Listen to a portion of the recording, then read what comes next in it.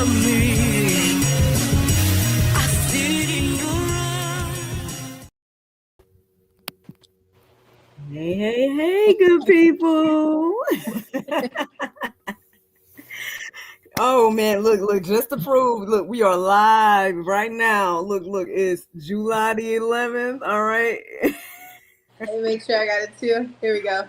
Is it July the 11th for you? It is July the 11th for me. Awesome.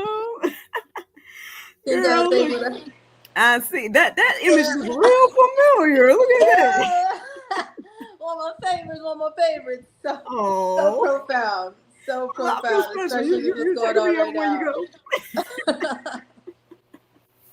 Listen, it is an Allie Carter takeover. All right, in case you didn't know, yes. Usually this is time for a GSL Talk Show episode to air, but I mean, you know what I'm saying? Look, blessings on blessings. We got Allie Carter back in the building, y'all. Woo! Thank y'all so much for having me again. Of course. Look, you home. I mean, this might as well be your channel. You know what I'm saying? Look, under new management. You know what I'm saying? Like, look, who are you actually? Who's this Miracle Sims person? Like, what's this? Girl, you better stop. You are amazing. There is sincerely no platform that I can find that holds up with so many different firm foundations. The firm foundation right now is Jesus Christ on your platform. And I appreciate you for that. Not many people have that. Not many people want to touch that. And not only is the firm foundation on Jesus Christ, but it's been built in Jesus Christ. It's saturated in the blood of Jesus. But then you're able to have conversations about everything else. And I really appreciate that because not everybody has a religion, let alone a relationship. So it says so much. I'm not religious. I have a relationship just as much as me and you got this friendship. You know what I'm saying? And this sistership we got going on, you know? So I know a lot of people don't understand that. And some people are like, I ain't here for that. We're here for the truth about the children, but there's so much that's built in your platform. And I really appreciate you for that. I do feel home. Thank you. Listen, I mean, I know people still are questioning, you know, they're like, oh, GSL, you know, how you got God in the midst of the sex conversation? Don't get me started because y'all know they're my topics, you know what I'm saying? At the end of the day, like, the problem is we try to keep taking them out of the conversation. That's the point. Like, you know, but we ain't gonna get too deep into that unless you're ready. You know, if you want to get deep into that as well. But you know, so again, like even talking to someone just earlier for a future episode of GSL Talk Show, you know, we kind of were connecting on that side of the conversation as well. Just again, this sex conversation is just very huge. And if we as believers don't, I guess, exert some authority in this, right? Because if we believe in Jesus the Christ and we say he's the God of the universe, right, and all these things, that means his order is the way. And so if we don't stand for that, and if we don't, you know, have conversations in regards to that, and you know, introduce that to our children and things of that nature, then I mean, unfortunately, you know, testimonies like mine and my childhood happens, testimony like yours and your life and whatnot happens. And because people pervert the conversation of sex, and it's not just a conversation, obviously they pervert sex, period. But therein lies the problem. And so, you know, if it got to be little old me starting the conversation, I guess the Lord, you know, see fit for, me to like rip the Band-Aid off and let people know like, hey, Christians need to be talking about sex too. So, I mean, just side note, sidebar. I know you talking about other stuff too, but the sad part is a lot of people who read their Bible and that don't understand what they're reading, don't understand the similarities and everything. A friend of mine once told me, there's a friend of mine, I know that went out on somebody else's post, but it was a friend of mine after I mentioned it that said the Bible is your war manual. And, you know, I am not as saved as I need to be. God is not done with me yet. I still have my moments. My anger is hot. I'm healing. I'm still hurting. And I don't know him the way that I completely should. And I can admit that. And there's people who have read their Bible and who know the Bible back and forth. I know Satanists know the Bible more than a Christian. And they still don't understand that the stories in the Bible are catching you up to what's going on today. And some people still don't believe why they're going to church or understand that it's not for a fashion show. You're not going there to make friends. You're not going there to see what cute outfit somebody has on. And you're not going there to look saved. It's, do you understand that war manual that you have and the stories that have been told that match the stories of today? I still need the hood version of so many, so many stories, because I had people that were shoving the Bible at me, and I was like, you know what? I said, I don't want to hear it. I was looking in several different places. I was many different religions from being in so many different situations. And I was looking for peace. I even started dabbling and thinking, like, what is witchcraft? Because there's somebody is finding peace somewhere. Somewhere. You know, this world wasn't just created on a big bang. It was, all of our bodies, everything in your body works together. How do you think that happened? God, you can't duplicate God's creations. You can't. You can try, but you can't do it. And it's amazing to see how many people don't understand what you're reading is modern day. You just don't.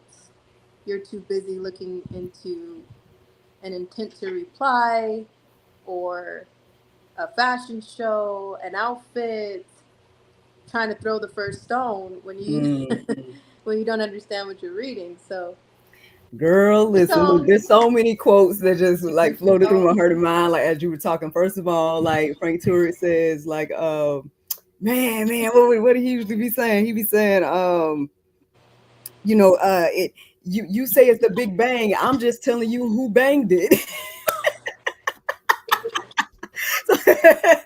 First of all, right? And in the fact that you are admitting, I mean, at the end of the day, again, I say this all the time, but this is the even playing field for everybody. If you really truly look at it, at the end of the day, we have all sinned and fallen short. None of us have arrived, right? So you're sitting here confessing that, hey, I may not have it all together. I still am struggling with here and struggling there. We all are, man. And at the end of the day, that's why Jesus had to do what he did, right? Because none of us was qualified to do it. And so, God had to come in the form of a man to say, hey, I'm going to make a way for y'all, X, Y, and Z, because nobody else or none of us other humans could do it. And so that's the gospel. Like, look, we didn't know we was going to have a great theologian Allie Carter tonight, but I mean, look.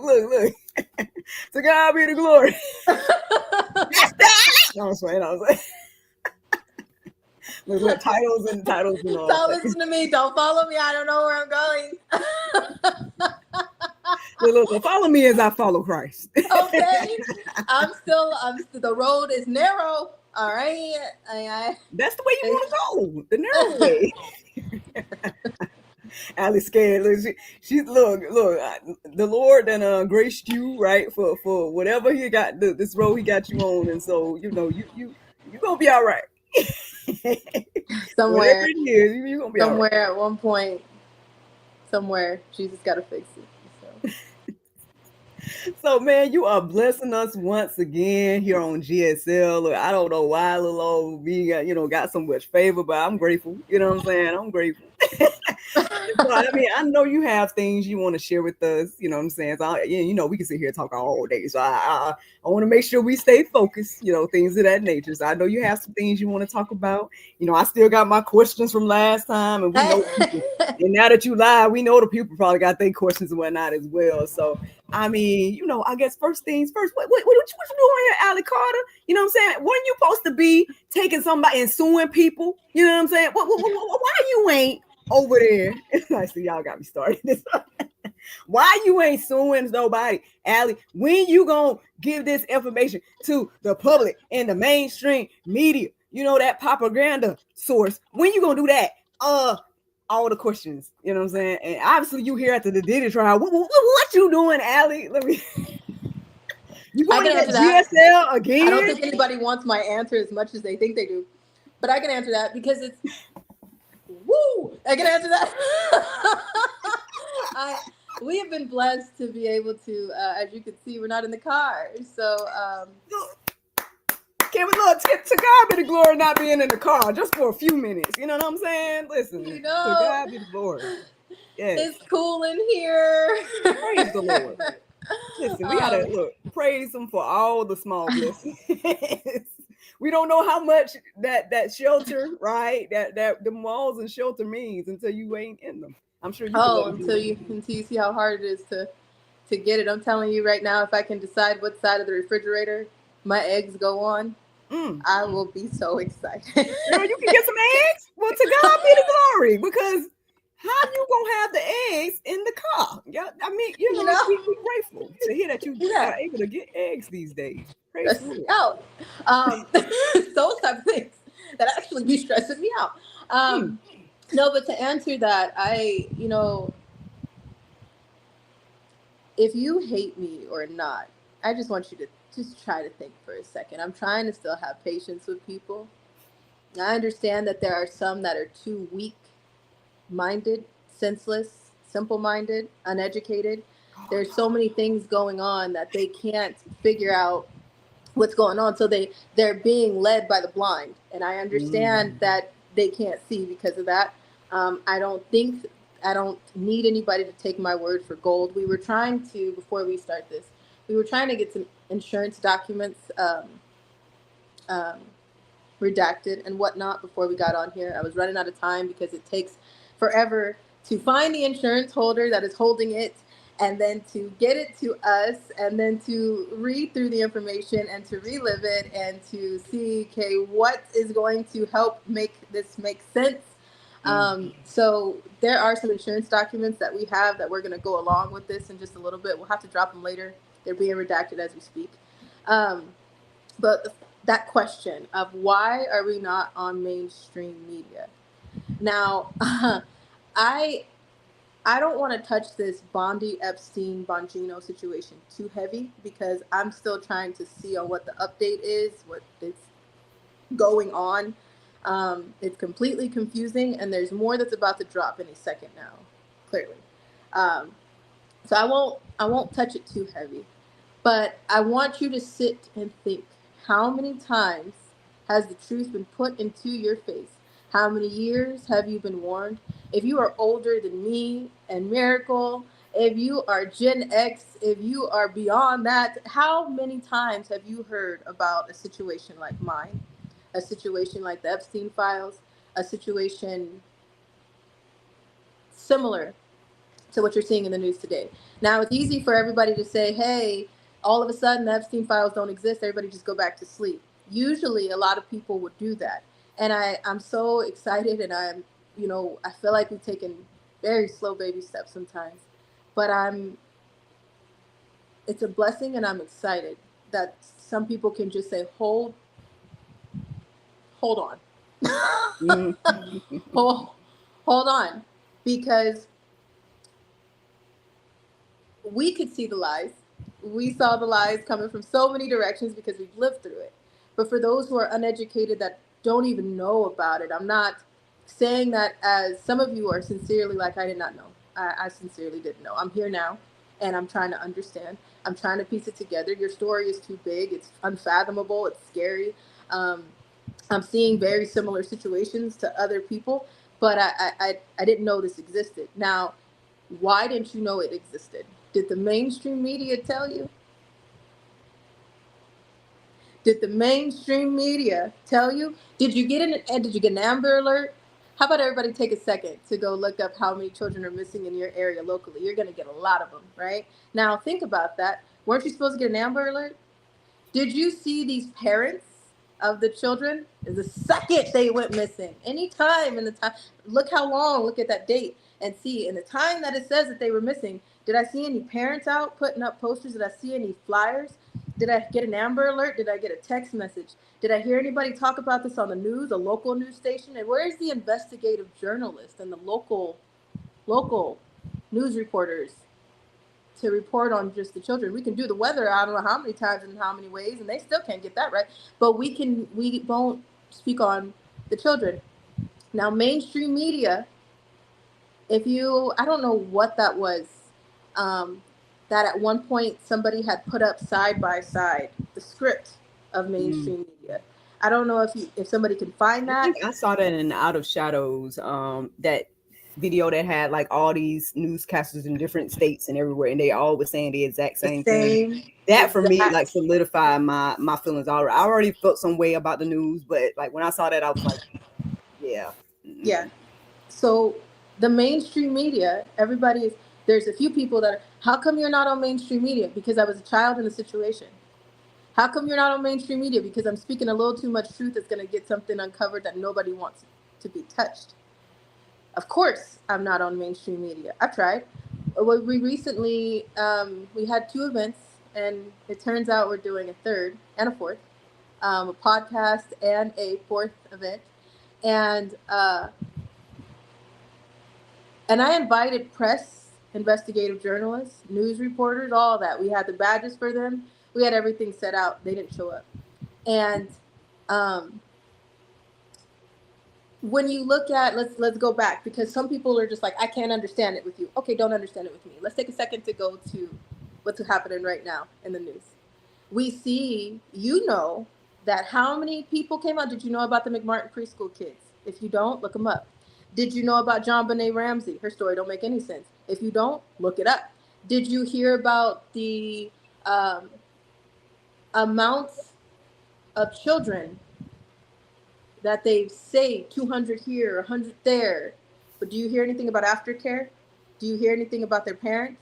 Do you hear anything about where they were taken from? I'm not talking about, breaching confidentiality of their whereabouts and what exactly. Of course not. No, don't do that.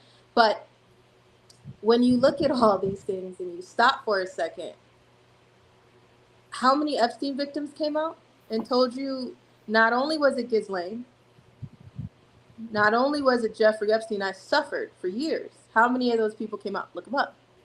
Virginia Jeffrey, look her up. She's no longer here to tell you, but look her up.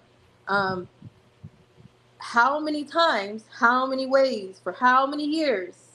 What was her name? What's that little girl, Mom? There's Kaylee Cummings. There's Casey. Is it Casey? Casey Anthony. There's so many different stories. There was the Turpin children? Is that? I hope the Turpin children in Marietta, California. If you look at all these things and you continue to see the similarities, you stop and ask, where was the mainstream media? How come I'm getting this from a sidebar? How come I'm understanding this from you right now? How come I'm just now hearing about this? How come I didn't see those similarities back then? Where was the mainstream media?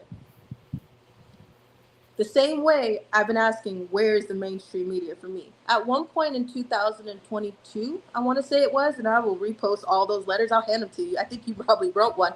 Screenshots of so many different letters of people writing news stations. And at one point I said, hey, don't use my name. Don't say anything about me. Ask about what's happening in your local area. People wrote Fox News, CNN. People wrote everyone, and not one answer. There were some automated responses, but there wasn't an answer, an honest answer. I think people wrote RSBN News. Somebody wrote so many different sides just to see where do they stand in regards to the truth, and why can't they just report on it? They're not going to. How do you not see that by now? It's blowing my mind to see how many people are still like, it's right there. I still don't. Just open your eyes. I don't see it. Open your eyes. I don't see it. Just open. I still don't see it. Like, I can't. There's only so much that we can do. We can't understand the information for you. We can tell you as much as we can. We can tell you as personal as it gets for us, and we can tell you for those that we see. And then you can look around and look at history repeating itself, and then continue to see it. But how many times does it take for people to see? Hold on. We don't talk about the children. Now people are trying to tell everybody, go back to sleep. The Epstein is just dismissed. All of a sudden it was on the desk. Now it's not on the desk. This Bonino, Bondi, Cash Patel situation. And on May 25th of this year, my mom addressed a few things that were stated by Pam Bondi, Pamela. And this whole situation is not a surprise at all. for any survivor. This is just the way that it works. No one that has paid attention, that knows what's going on, I'm talking to you, hi, yes, you, that knows what's going on, that wasn't a surprise to you. It's just a slap in the face.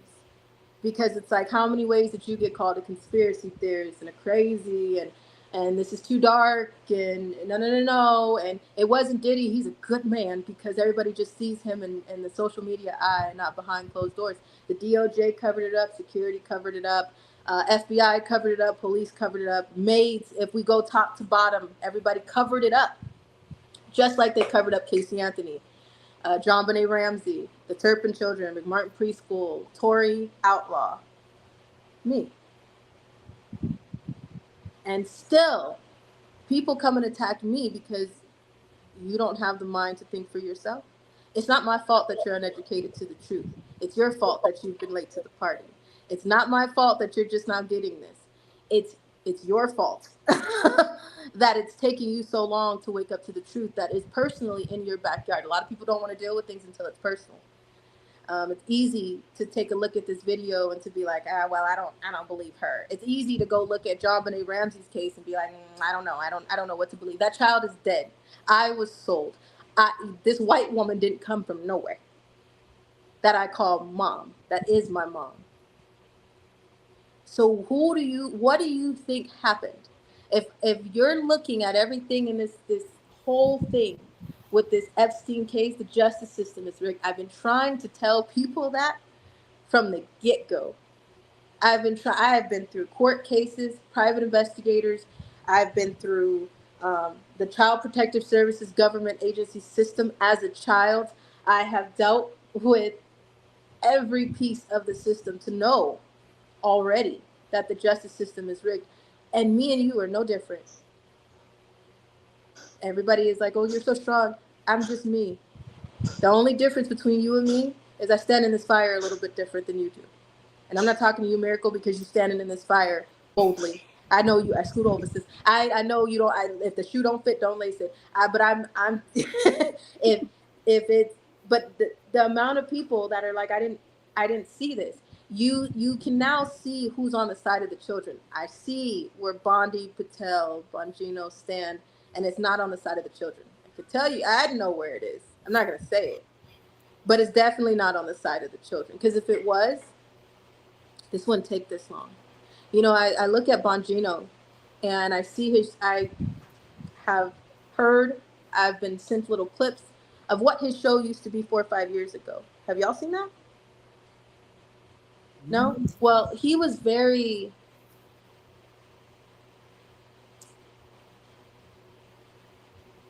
Nice words. Let me find it.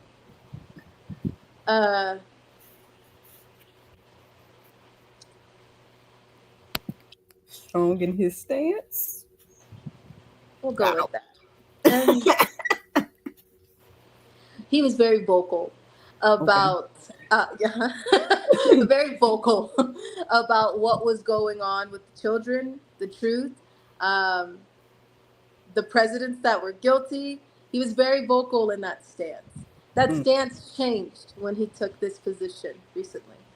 It seems like that stance just went out the window, or it doesn't exist anymore. I don't know. Take a look at it. Maybe. What do I know? But in my opinion, as a survivor, I've seen things placed in a very pretty political package for some, and banging on the door, pointing the finger enough that some people really sincerely believe there's going to be a change. And then now when all of this happens, everyone is like, what? Wait, I thought there was going to be a change. It exhausts the people. I'm exhausted. I know some people have to be really exhausted. Everybody was played, you know, because 1 minute files were on a desk that when I look at the ledgers and insurance, I have a tub of insurance sitting right in front of me. And can you just hand me that? Hold on 1 second. I have a small tub of ledgers sitting right in front of me. There's so many things on these cases. I have a very small tub right here. They're all divided upon them, but in order to get the information that I wanted to get today, I have a small tub sitting in front of me. And when I tell you, can't see through. I won't show. I'll wait till this is. But can you hand me that tub real quick? I just want to show you what I mean. When, as a survivor, when I say there's ledgers everywhere, when you understand what a ledger means, when you understand that a ledger means that someone was brought, someone was sold, someone was found, someone was almost, they ordered them. And now, I just want to, this is only one. That's from This one is- CPS Oh. county. This is just one. What? Hold on. 3 or 4 years of CPS from one county. So when you talk about, Here, there's more. yeah, hold on.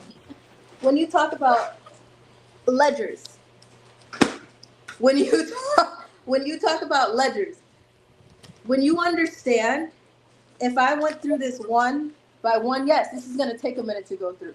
If we died today, the amount of things in here would take people a while to connect and to go through. So when I tell you, oh, look at this here. Let me just make sure. Huh? Don't do that. Okay. Don't do that. Okay. So when I tell you that when you're,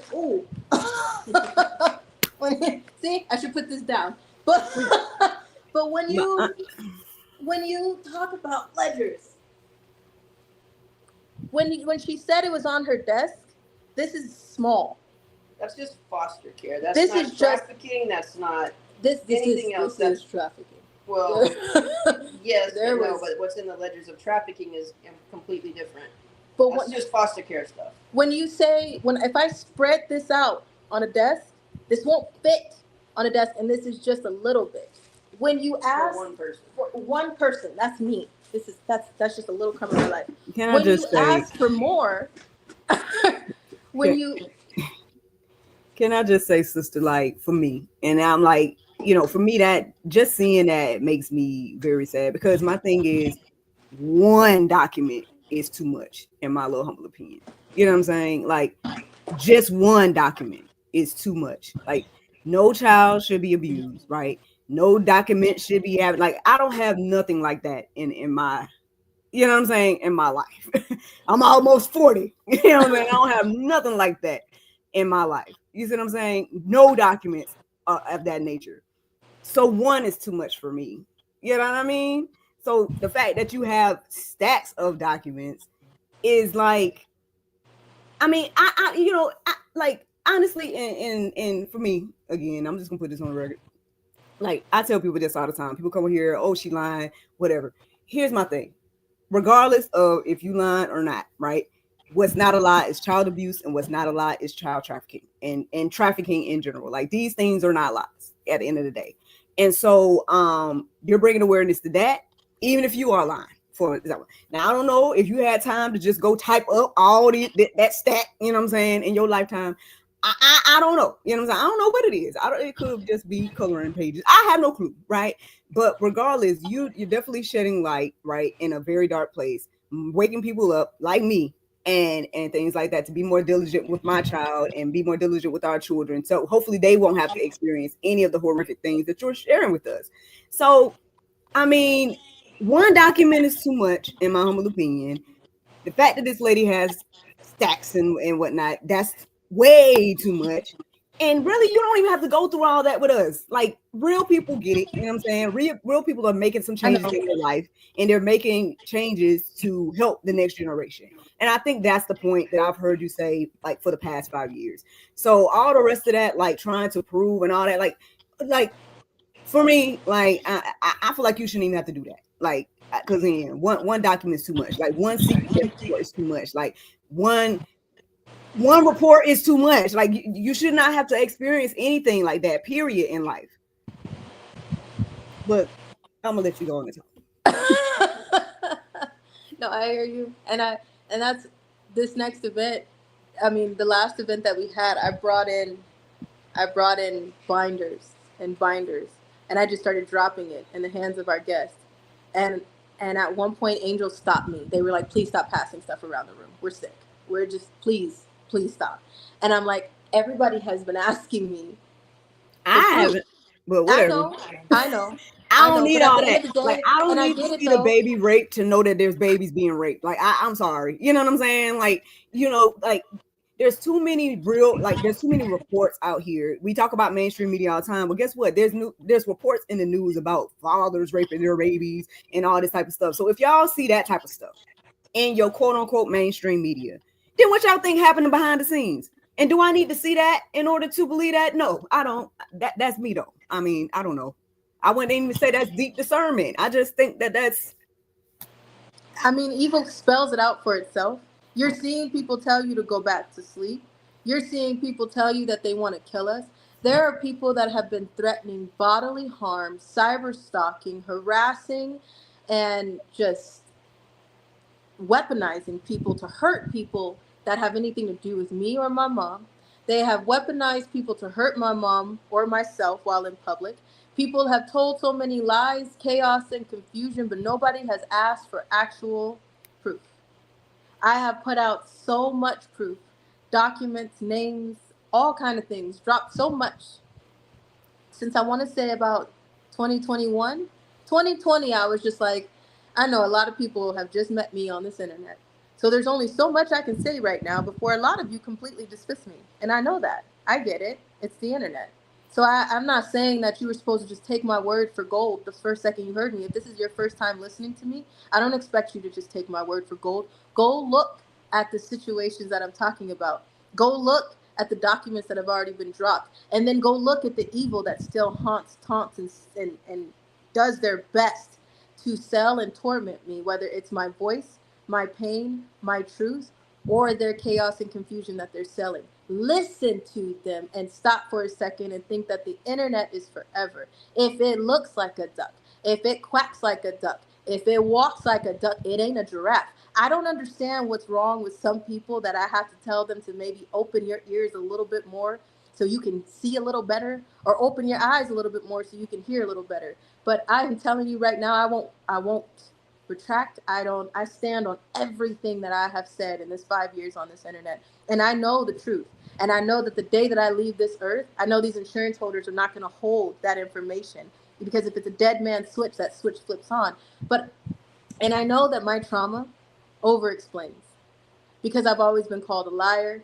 I've always been told nobody's ever going to believe you. Who's going to believe some foster kid? Who's going to believe somebody's sex slave? Who's going to believe you? And every survivor has been slapped in the face with that, with the Diddy verdict and the Epstein verdict in the same week. Because every survivor can hear that same sentence of who's going to believe you. You know what? I can resonate with that, because like I felt that way in the past. Like, that's one of the reasons I started keeping diaries, because people would want to tell me that I didn't remember something right or whatever. I'm like, oh my gosh. So it's very triggering to hear like something you remember, and then somebody come back and be like, I guess they call it gaslighting these days. Yes.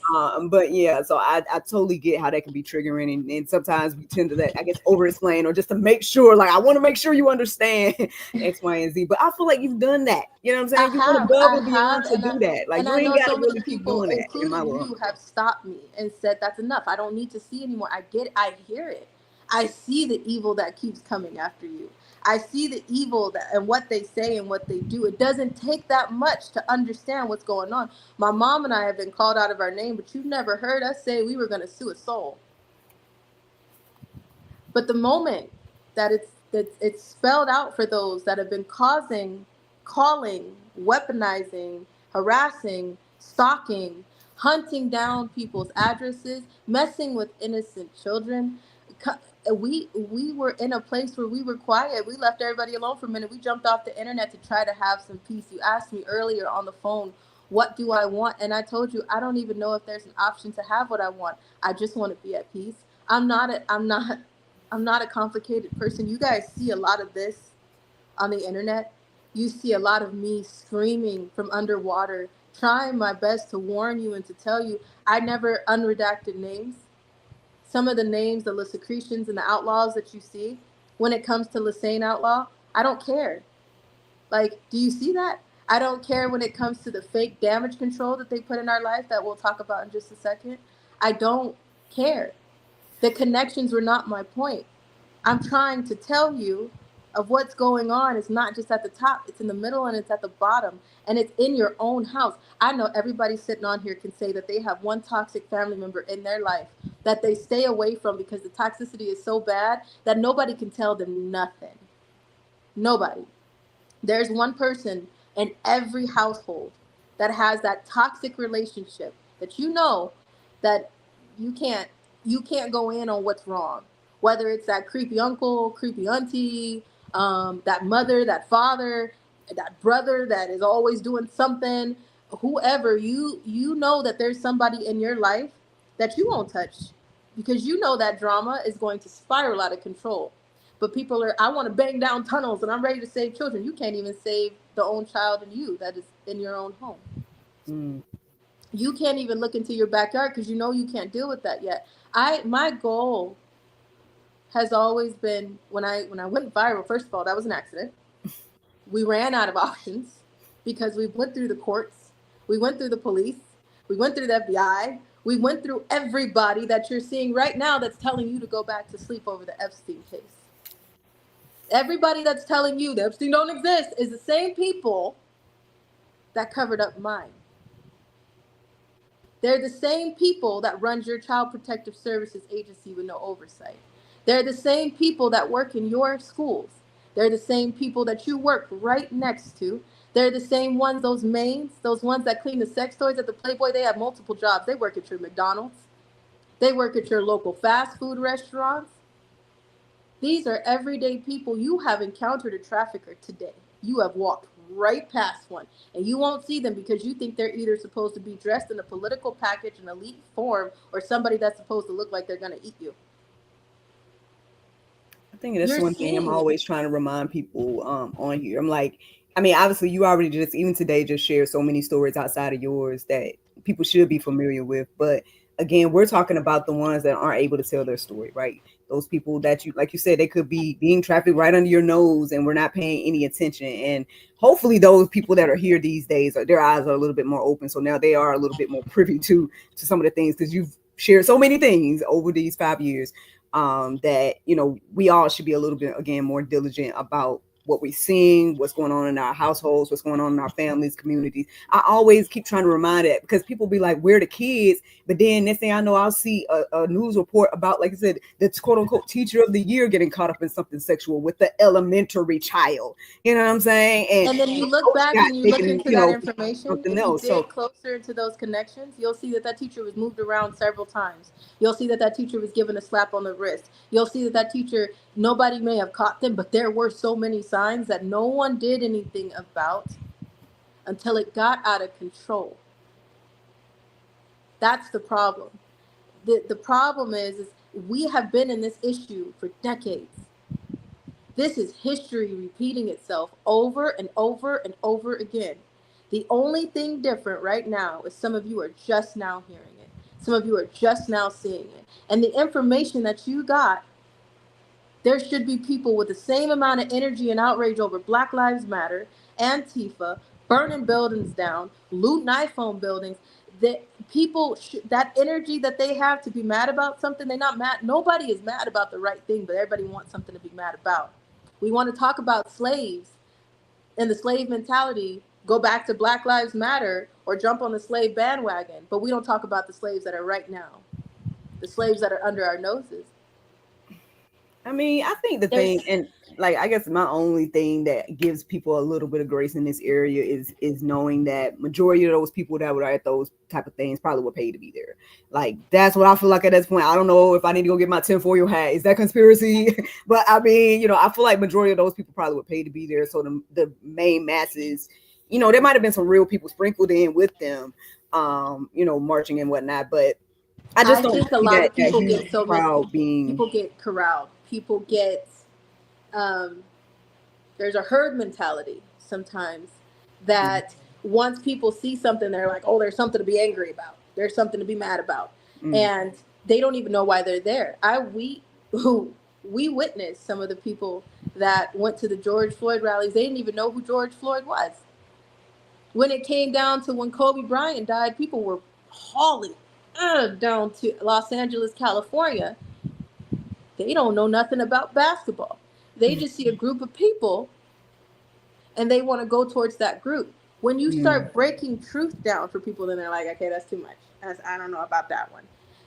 We can fall, we can digest, we can get corralled into bullshit. But the second that somebody tries to tell somebody the truth, that's too hard to swallow. I need a minute to get that one. I don't know about that one. I can't do that one. When somebody's like, here, point this one out, read this, look at that. And I don't know if I can you just give it to me? Can you just give it to me? I give it to you and then, oh no, you crazy. Okay, so you read it for yourself. No, that's too much. Like, things are clickbait at this point. When it comes to the people that talk about trafficking, they seem like they have the same belief as you. They seem like they have the same belief as I want to be in the fight for the children, but they're not. It's just clickbait. When you actually stop and think, why aren't we talking about the children on the Epstein trial? If he had tens of thousands of CP, who was holding the camera? Huh? CP, child porn. If he had tens of thousands of CP, then who was holding the camera of that CP? A lot of people, they get so wrapped up in, oh my gosh, I've seen this, but it's not. Do we not take a second to look at the documents that are in front of you? I've dropped so much, and people still don't know what they're looking at. There's a black book of clients. Do you know what's in those black books? Do you know what a ledger is? Let me break it down for you. It tells you if they wanted a blue-eyed blonde child. They found that blue-eyed blonde child in, let's say, Mississippi. But the buyer, the one who wants to hurt and traumatize that child, that buyer may be in California. So when they brought that child from Mississippi, they now have in a ledger, who's that child's parents? Where did they go to? If they came from the system, they need to know that, because they need to know who's coming after them. If somebody cares, if anybody gets anything in their heart to care about a child, they have to deal with the friends, the family, the people that's looking. So they keep track of that. They keep track, did this child come from CPS? Did they come from their parents? Did they run away? And after they log all that stuff, then they have the time of when they sold that child. They have the time of when that person starts moving towards that child. These idiots sometimes will write down what they've done to the child. They keep a souvenir or a trophy, whether that's their shirt, whether that's a piece of clothing, whether it's whatever, a toy that they had. They keep a souvenir of that, like a trophy. They have the blood type of that child, because if something happens and they need to revive or they need to get rid of, and if they need to put it on the black market after, if something happens to that kid, they have their blood type, because it just doesn't stop after you're raped thousands and thousands of times. You turn into a smuggling suitcase. They use that body until there is no point to use it anymore, from down to the organs. Where do you think the black market comes from? The black market of organs. Where do you think that comes from? Those are victims. Whether they're children or adults, those are victims. There's no age preference, sex preference, political preference, religious preference. There's no preference on trafficking. Those ledgers hold so much information. That black book, they have where that person came from. So again, if that person was in California, but they went to grab a child in Mississippi and they decided to jump on the Lolita Express, they have the route of California to the kid in Mississippi, to getting on Lolita Express, to getting to that island, to what time that they were there, to what time they left, what they did. People order. If you go look up the legal brothels, Nevada, go look at a menu. I dare you to Google the legal brothels and check out how they offer people up, like a menu. They give you options. Okay, let's do it. They give you options to look it up and say, do you want a girlfriend experience? Do you want to pretend like what kind of fantasy do you want? And they order things like a menu when you go into the brothel. So if you go to Las Vegas, Nevada, and if you go on the strip, there's people standing on the strip and they're handing out little cards. They're selling another human being right in front of your face. And people are just thinking, it's Vegas. What happens in Vegas stays in Vegas. It's legal trafficking on the strip of Nevada. But when you get down further into Reno near the legal brothels, they tell you you're ordering like you go to a register and you order. No, I don't want full house sex. Maybe I want to just do a fantasy. Maybe I just want to watch something. They order for that. And then the more you get in the door, then they order more. People drag some of their friends there. And this is when it comes into saying, like, are some people innocent? They get dragged there, and then they have the option to get up and leave. They have the option to say, no, I don't want to be a part of this. But they sit there anyway. They take part. And the next thing you know, you're guilty. Because when you see other children walking through the door, like all these people who I left the party early. I didn't do anything because I left early. I seen children there, but I didn't do anything. You just admitted it. You seen children there, and you didn't do a damn thing. You just let it go right past you. I'm looking at a legal brothels menu right now. It starts with the lingerie show, goes up to VIP party room. Lots of things in between, but yeah. Like I a don't birthday know. party. Like Yeah. if you go right now and try Right to on the set up a website. birthday party for anybody, they're going to ask you, what kind of package do you want? Do you want a party host? Do you want a jumper? Do you want food? Do you want entertainment? And then you can get there and decide, okay, I don't want a full package, and then get there and change your mind and add on. And then at the end, you have a receipt. Those receipts are the ledgers. And people, they don't understand what they're looking at. Who gave you those options? Start there. Who gave somebody the option to traffic a child? Ghislaine is in jail right now, supposedly. Supposedly. Don't get me started on that. But she's in jail right now. For what? If none of it exists, then what's she in jail for? If Jeffrey Epstein didn't do a damn thing but download CP from the internet, why did he kill himself? If Ghislaine Maxwell was the only one that had anything to do with these children, why are there pictures that show her with so many different celebrities and John Benet Ramsey at the night that she died and so many other situations?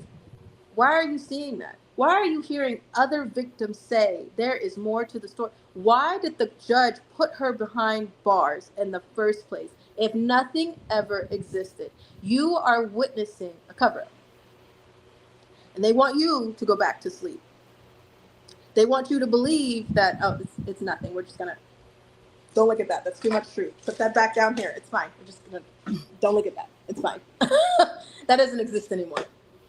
And they want you to be so weak-minded. They want you to be so senseless. They want you to be like, I know, it's okay. I saw somebody say, well, we need to be more focused on the victims instead of the buyers. Why? Because that means if you're just focused on the victims that I've been trying to tell you and the ones that you've been trying to ignore this entire time, the predators still get to go ahead and continuously buy more. So you're just shuffling it. The buyers still exist. So the product is still for sale. The buyers still exist. Diddy wasn't the only one. These are elite parties. We had so many witnesses come out to say, I knew about the party. I knew he was beating the hell out of somebody. I knew she was 19 years old. She was 19 years old. So when did it start?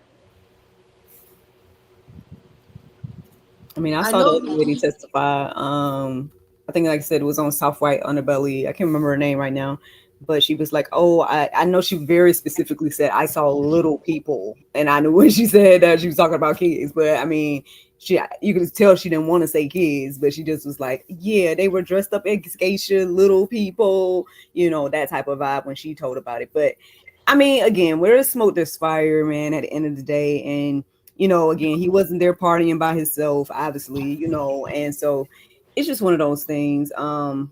People don't stop to ask the questions. What are you looking at? What are you witnessing? Stop to look for a second. Don't look at something with the intent to reply. Look at something with the intent to listen. Hmm. Not hear, listen. It's one thing to say I hear you. It's another thing to say I'm listening to you. And the thing about listening too is like taking some type of action. You know what I'm saying? Like again, I tell you all the time, thank you, because at the end of the day, what I'm being way diligent with my little guy. You know what I'm saying? To be like, again, this homeschool thing is looking real good for us. So I don't know if he's gonna do K through 12 this way, but we're gonna see. He doing the first 2 years at least, because I'm being intentional about like, okay, what is he learning? Like what is going on in the quote unquote public school system? Yes, it's a virtual public school, and I'm grateful for these options in these days and times. And so, we as believers need to be doing that. Like, what are you going to do with this information that we've heard from Ali for these 5 years?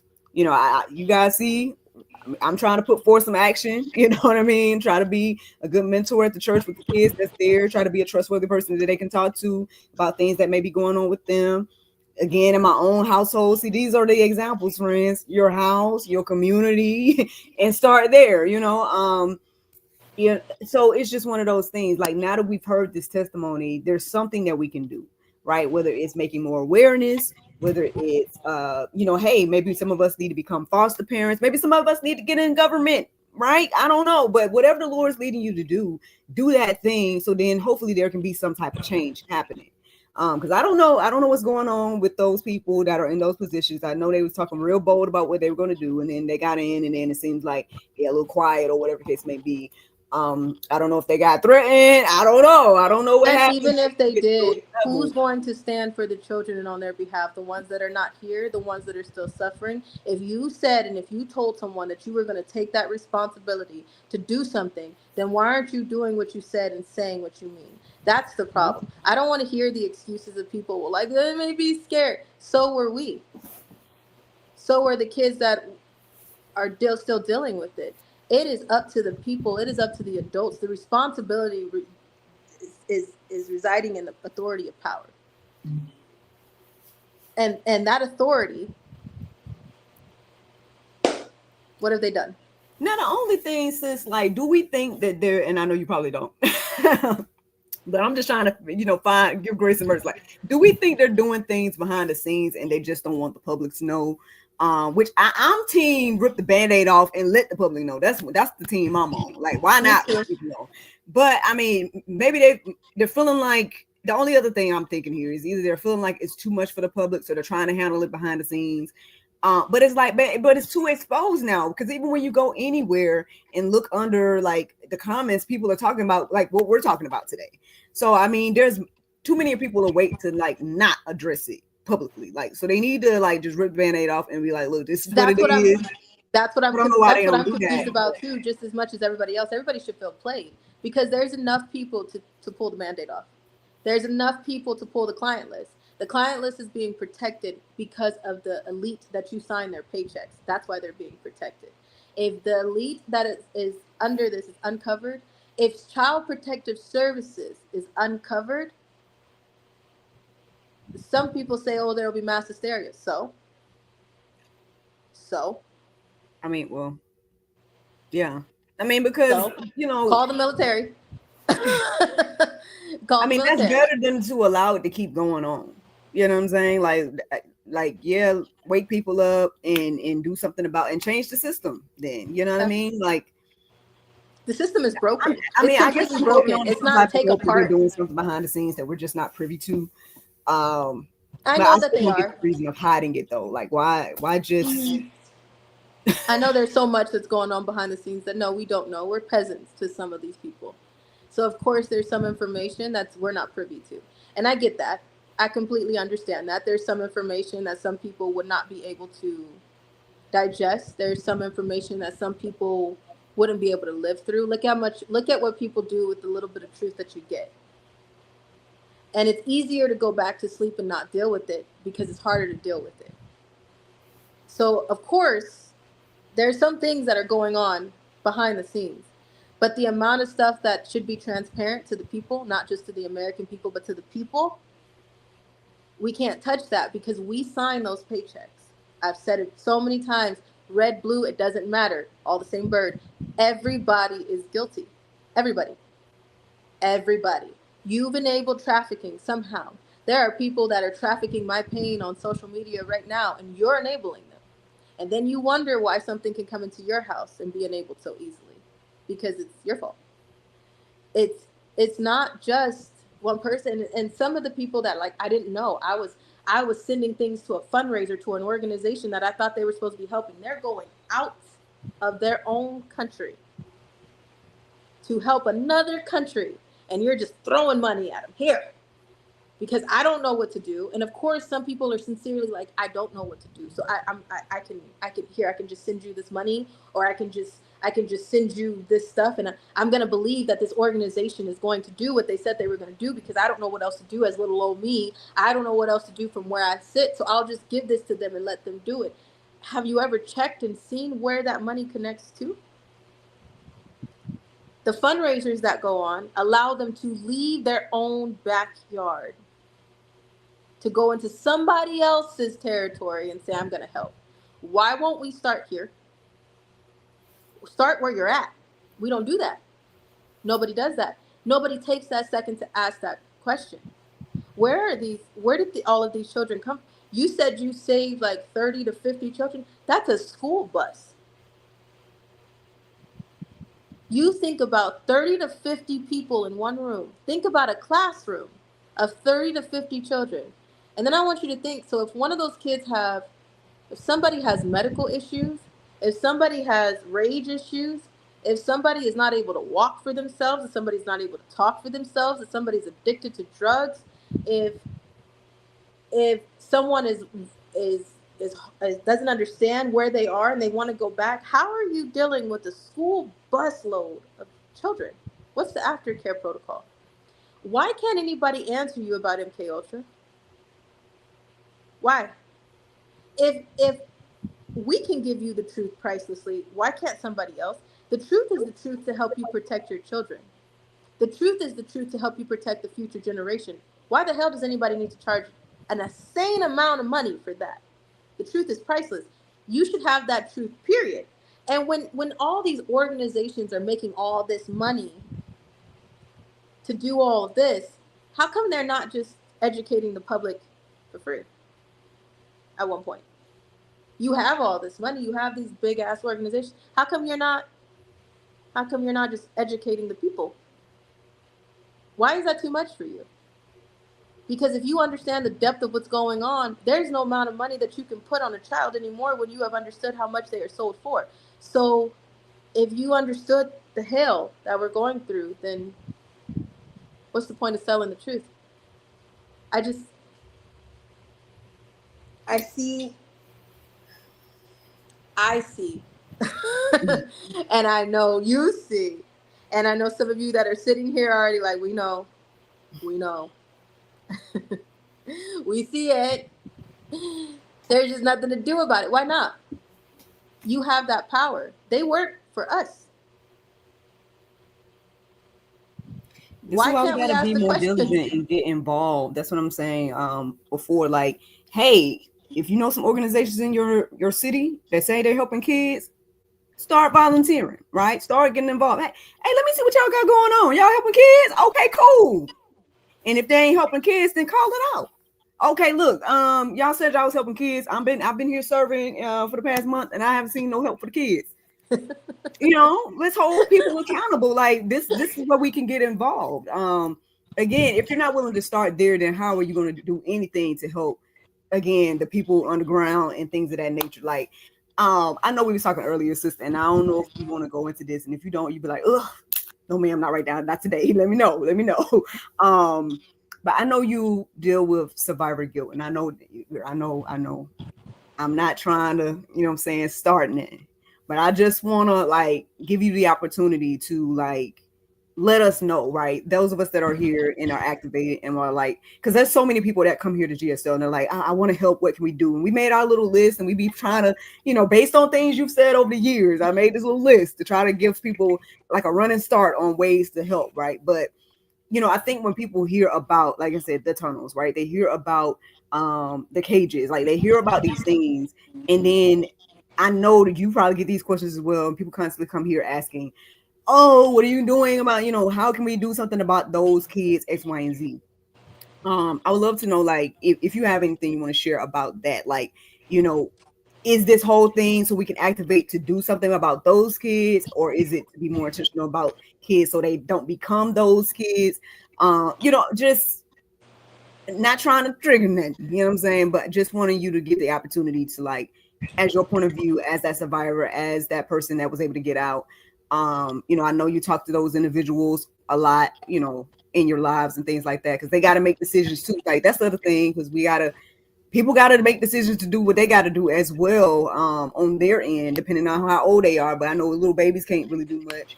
Little young kids probably can't do much, but the older ones, y'all might can make some decisions or whatever case may be.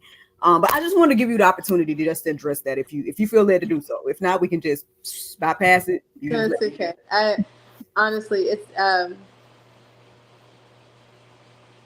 my survivor's guilt is strong. And I just talked to you about that earlier. When you asked me what do you want, and I'm like, I got a chance to teach. I got a chance to be. I got a chance to go to school. And before that, when I first got out of the life, I stayed in denial because I was like, what am I going to do? I can tell the world what happened to me. I can show you what happened to me. There's so much, again, connections, paperwork, documents, all that. I can do all that. But I always remembered it's just me. And they've always said, there's nothing that you can do. Nobody's going to believe you. Who's going to believe a sex slave? Who's going to believe somebody that was expendable, right? Some of I've had to talk to a few people about my survivor's guilt because some people love to try to honor some of my friends that I've tried to honor. Um, One of my great friends, really close friend, her name is Emerald. And I spent a lot of time with her. I had a few jobs that I was on with her. And at 15 years old, uh, she was murdered. Um, for a very long time, I and still I've been called a traitor. I've been told it's my fault because I left that life and I didn't turn around. And I should have, but I didn't because I needed to find some type of healing for myself. I'm not even close to the same person. If you even looked at a picture of me from 12, 15 years ago, it doesn't even look like the same person. And that has nothing to do with the DID. It's sincerely not the same person. Um, I, when she died, I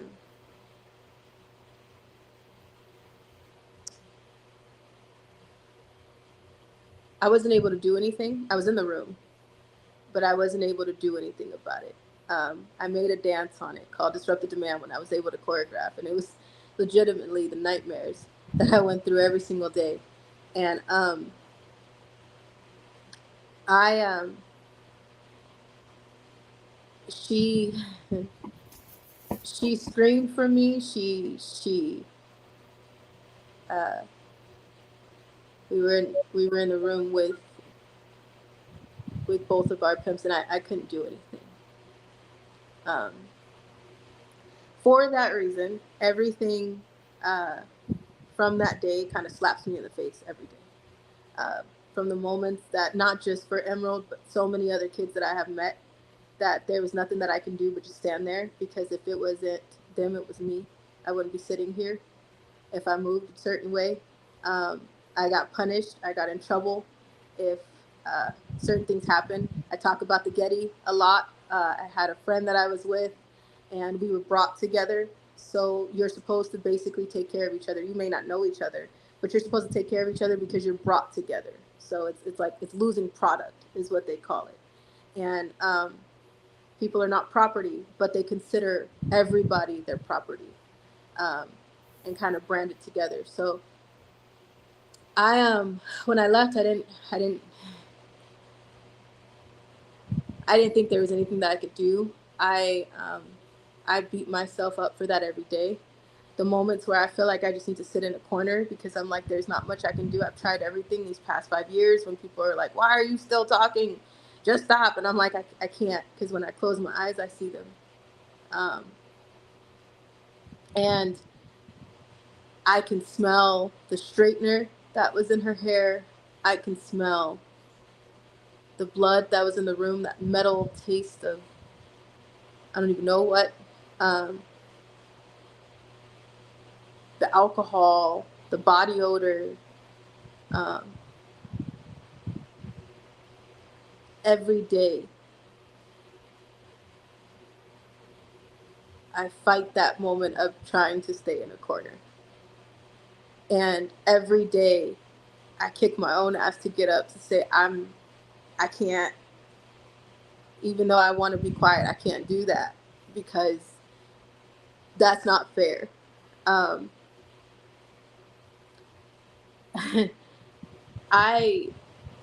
You asked me earlier, what do I want to do? And I would love to just be able to teach and just be free. Sorry. It's all right. I am. Sister, look, we on the couch. You know what I'm saying? Look, we having a slumber party. We at the house. Don't even worry about it. I'm trying for them. And I don't understand how somebody can know the truth about what's going on with people, from young adults to children, and not fight like hell for those who don't get to speak. That whole saying of be a voice for the voiceless. They're not here for you to even argue with. They're not here for people to even argue with over their story of, oh, it didn't happen. They're not here for you to hear their laugh or the nervous moments of breaking. They're not. And I'm, you know, a lot of people, it's not my responsibility, but I feel like it is sometimes because I'm here and I made it out. I'm here and I can still speak. I'm here and I have all 4 of my limbs. Well, can I just say something, sister? On behalf of the people that are here with us today, and on behalf of everybody that's heard you worldwide and have like done something based on you and your testimony, like, you are absolutely correct. It is not your responsibility. You know, at the end of the day, you are a child, right? And you have to push through and just to get to where you are today. So I'm thankful to God that you made it. You know, I'm thankful to God that you've been able to use your voice and again make this worldwide change for a lot of people's lives, my life. And I get it, you know, how you can look back and say, man, you know, I made it, so I got to do something on behalf of those individuals. And you are doing it and you have done it.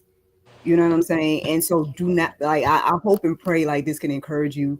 And, you know, one of these days I'm about to tell you, you know what I'm saying? You know, if I got to tell you again and again and again. But like, just, I really do hope and pray you find that peace that you so desire. Like at the end of the day, you have done your part. I feel like you've overdone your part. Like, I mean, I know there may be people still caught up in the situations. You know, I know the people you talked about, they may be gone at this point, and so you are being their voice. I shared with you some of the people that have come here on GSL and shared their testimonies. You're being their voice because they never spoke, but you gave them the courage to even comment and say, "Hey, you are speaking for me, Allie. Thank you." You know, so thank you, Allie, for like standing up, you know, for these individuals, being, yes, a voice for the voiceless. And like, I refuse, right, to let you beat yourself up and feel like you're not doing enough, right, or anything like that. Because even if you don't do nothing else, even if you say, hey, I'm signing off and I'm going to just try to live a normal life, like, that is well justified. At the end of the day, you don't woke a lot of people up. We all should be doing something. Like, we got to be carrying the mantle. Like, okay, she passed the torch to us, and now what are you going to do? Like, that's what everybody should be sitting here thinking. Like, that's what I did back in 2020 when I heard you. I'm sitting here like, Lord, what do you want me to do about this? And I, not knowing we was going to talk, not knowing any of this was going to happen, just knowing that I needed to do something about what I was hearing, you know. And so At the end of the day, you doing your part, right? You do your part, we do our part, and if everybody do their part, then something is being done. You know, it's not about you, Allie, one individual lady, you know what I'm saying, a child at one point, right? And now a grown woman, right? Doing all the things and being all the things for all these people. At the end of the day, you're being the voice. And I think that's what you were called to do. And that's it. Do that well. And then that's your part. And don't feel guilty about anything else. At the end of the day, we're so thankful for Michelle being in your life. You know what I'm saying? To at least be the hands and feet of Christ in your life, you know. That I know many of us want to be like, many of us that have met you and just love you just want to be that, you know. But Mama Shelley done stepped up and she's being that every day for you. So the fact that you're able to at least live somewhat of a normal life with her is such a blessing. And then you went viral on accident and things of that nature, you know, the little hot temper, you know, but that's okay, you know what I'm saying? Everything happens for a reason. And so, you know, I just thank God for you. And I just want to just really affirm you right now, just let you know that you have done above and beyond like your part. And I feel like you're doing your part just by speaking. And that's probably it. That's probably all she's supposed to do in Jesus' name. I'm saying that. You know what I'm saying? Like, that's probably her part. Guess what? My part is probably doing the things I do, right? And your part is to do what you do. It's not too small. Paint the rock, put the flyer out, start volunteering, whatever it is, do that thing because it makes an impact. There's still so much power in one-to-one. And I think we lose that by thinking about followers and thinking about, you know, well, I don't have a platform. Well, can you volunteer at your church? Because guess what? I bet there's a bunch of kids there that probably need somebody. You know what I'm saying? And I went, you know, I learned in one of the workshops that I did as the elevator coordinator, whatever, that all a child need is one adult to be a trustworthy person. And that can have such a huge impact on their life. Can you be the one adult?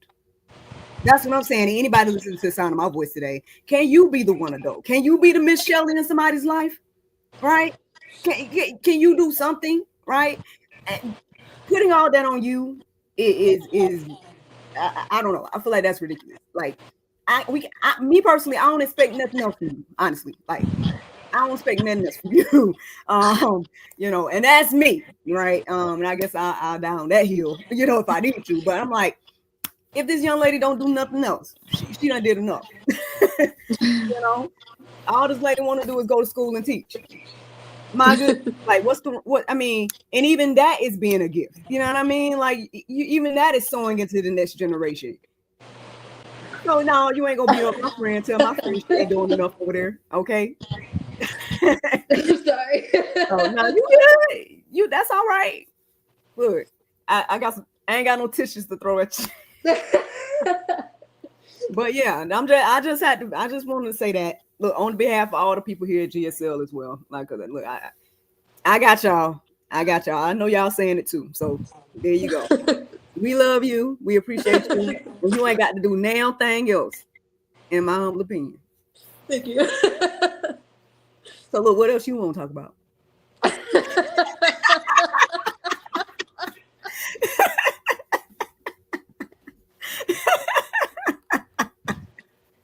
Well, why she crying? Look, maybe we need to go and you know I love you, girl. You know I love you now. Look, I'm gonna have to go all the way up. Do you want to see comments? Maybe not. Look. Well, do you want my questions from last time? Well, what you want to do? You know, look, this your show. You know what you want to do?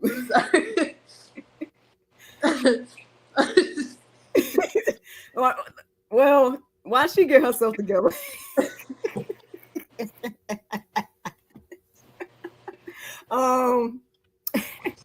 Well, look, we'll give Allie a little break right here. But yeah, now I just felt led to say that, man. You know, at the end of the day, like I stand on that. At the end of the day, like, you know, she ain't got to do nothing else, in my little humble opinion. Like, she's doing her part. Everybody has a part to play. You know what I mean? Like, everybody has whatever the Lord has gifted you to do. Guess what? I may not be able to tell, you know, the testimony of a survivor, because guess what? I ain't experienced that. I just told y'all I ain't got nail document and CPS report in my lifetime, right? But I can sure God, you know, use my gifts and talents for the Lord in whatever capacity that He wants me to do. That's all I'm saying to y'all. You know what I'm saying? And I just see too many people come here on GSL platform, right? And want to want this young lady to do all the things. They want her to hold their hand with their testimonies. You know what I'm saying? They want her to get out here and go back and save all the children. Like this is one young lady. This is not Jesus the Christ we talking to now. With that, now the Jesus in me love the Jesus in her now. But what I'm saying is, sometimes we put things on people, right, that we need to be given to the Lord. Okay, and you back, sis? I love you. Thank you. I love you too. And what we're not gonna do is good. Look, because the first time we was live together, y'all made me cry. So I guess it's my turn now.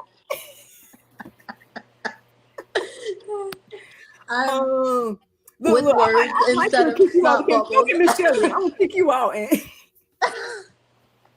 come here, Mama. It's your turn in the chair. look, Mama Shelley won't come over here and talk to us for a few minutes. I do. I'm trying for them. I know there's only so much that I can do. I know there's people that still beat up on me every day. Like I need more. I'm not out. You're out. You have people that you call family. And I understand it too, because I was jealous when people died, and I never thought that I would say that out loud, but I was really jealous when people would die and leave, because I'm like, they're free, and that's not fair because I'm not free. And so I in foster care, some foster kids are jealous of other foster kids when you get visitation with people that you love if they don't have anybody to visit. So I get it, to an extent. But at 16, I made a choice and I didn't look back. I'm not that person. I've never tried to be that person. If you talk to anybody who has had the chance to meet me, work with me, I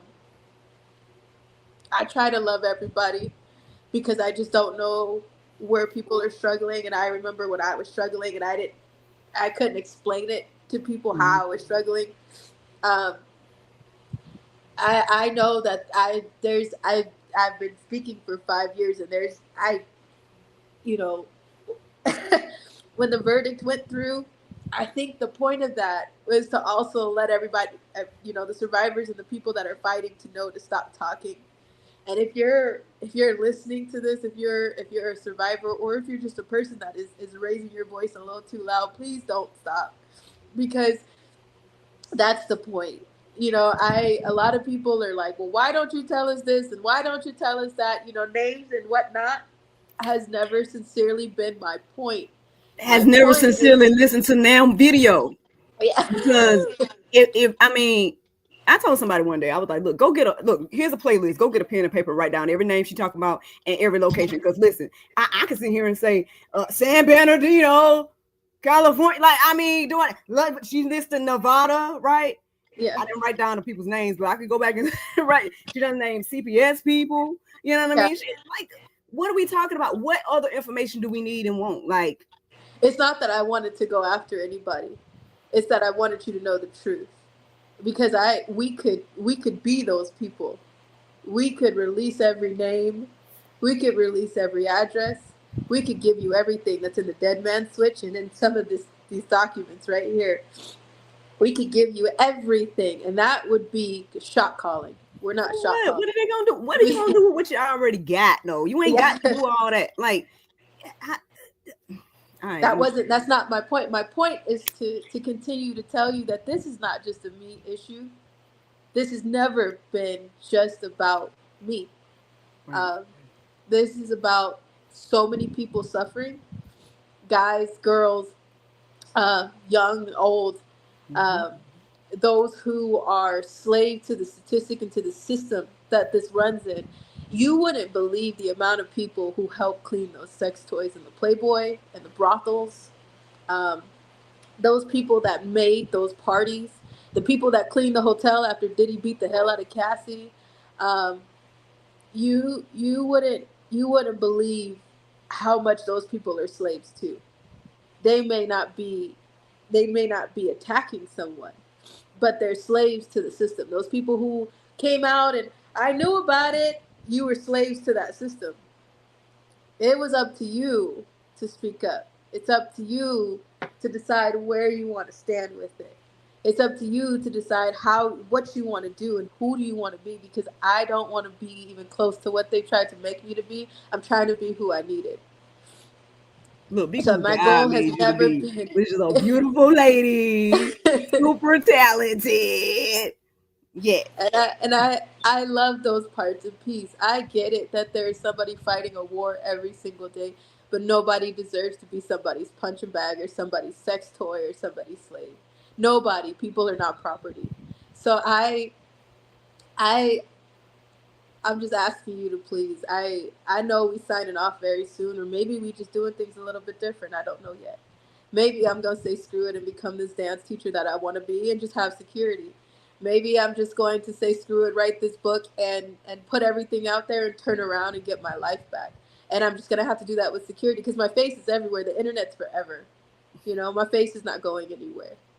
So I know that I'm a nightmare to those who hate me and I'm a nightmare to those who rape me. So I'm okay with that.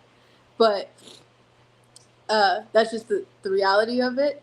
Um, maybe maybe one day I'm gonna be able to teach again. I really miss that. It really gave me a purpose because I get to be somebody. I get to be a mentor. I get to have a purpose to say I'm here to teach you something that even if you do know, you get to decide who you want to be in it. And that's the beauty of being a dance teacher. Um, choreographers wear so many hats, from mentors to I'm always the type of person that when I teach something, I want to give affirmations. When I teach something, I want to give you an analogy that you can relate to it in life so you can take it along in life and keep going with it. And before you walk out of my eyesight, I want to let you know that you're enough because somebody never gave that to me. You know, my mama gave me that patience. My mama gave me that you're enough, you're worthy, you're okay. You know, you're safe, you're loved, and love is not jealous. Love is kind, love is patient. You know, she gave me that to say, it's okay. And I try my best to just want to pass that down. I know a lot of people see me here and are like, she always ting ting and who do you know the butts of the government this bad? I am not doing it because I'm bored. Trust me, if I could just be left alone, I would. And I tried. We were talking about that earlier as I tried for a minute to just not say anything to y'all. You know, I was still fighting, but I put my head down for a year, walked into a dance studio, and all I ever wanted was to say that that's mine. It's my art. That's my heart. Um, and I had to tell people, let's go under let me go under justice because I want y'all to go have some fun. And I want you guys to be kids, and I want you guys to be able to know that I care about you, not because of what my name brings, not because of the trend that my name brings, not because of the rage bait and the clickbait that my name brings, because this is me. And that hurt more than anything to say, don't put my name on it, just go. Well, And we I rebuke want that one in the day. name of Jesus for the future. Look, we coming to the Allie Carter shows, Allie Carter Productions. Look. Let her know in the comments if y'all gonna come to her Friday show. I really do. I would love to. The pieces that I was able to put on, I would love to show everybody one day. One day, I really worked hard to um, show you the things in my heart and put it, in front of you. And I'm I'm a dance teacher. I'm a cheer choreographer. I teach special needs babies and all kinds of ages. I love to cook. I love to crochet. I love to fish. I am a very simple person. If you really got to know got to know the real me, I am a really simple person. It's just I have a story. Well, I see somebody here saying they coming to the show. Somebody said they can visualize Alice dance party. Okay, look. I want to this weekend. I think I'm teaching a few classes in my private Telegram chat. Um, it would just be fun to just, the world is falling apart. Everybody's saying, something crazy, and so many people want to hurt us and kill us. So I'm just like, why not teach a dance class? Do I got time to go to school? Like, you sure? Are you gonna kill me? Do I got time to make a crock pot meal? Because I just want some homemade food. Like I'm not. I don't. There's not much that goes into like I dealing with so much.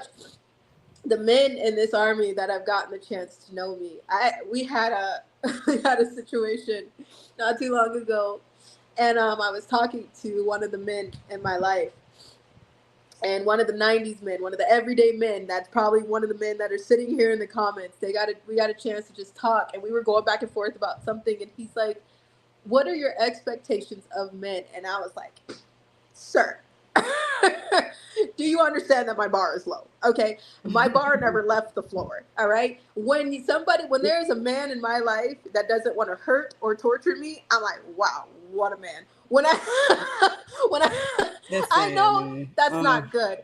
I know that's not good. And when I said it out loud to him, he was like, and I'm like, listen, I don't have a bar. I have a bar for women because my mom has showed me. What mom do you know that has bucked at the government? What mom do you know that will beat down doors to say, I'm not going to let my child go back? What mom do you know that is going to get on the road and say, hey, there's a trafficker after my child. I don't care what happens, but I will make it there because she ain't saying goodbye. Like, my mom has set that bar for me of what real women are, because the women before her, I didn't have one. You understand what I'm saying? There was no bar. There was none at all. I never had the women that were in my life were an excuse of a creature. Before, the men that were in my life before were a sad, pathetic excuse of a man. And the same creatures that I'm talking about, you're witnessing some of them, the same ones that want to keep coming after. And you can see those creatures don't hold a candle to women like you, Miracle. Those women don't hold a candle to women who are like, I will do it any damn thing that it takes to protect my child. When it comes to the men in my life, there were some men I argued with Captain. Captain is probably, if you watch this, Captain America, I love you, we love you. Nick Fury, I love you, we love you. Hawkeye, I love you, we love you. Gambit, I could go on forever. Wolverine, all of them. Like, there's so many men, Ant-Man, like, so many men in our life that have been like, I just want to protect you. And right there, I was like, are y'all okay? Like, really? Why? I had to. What do you want?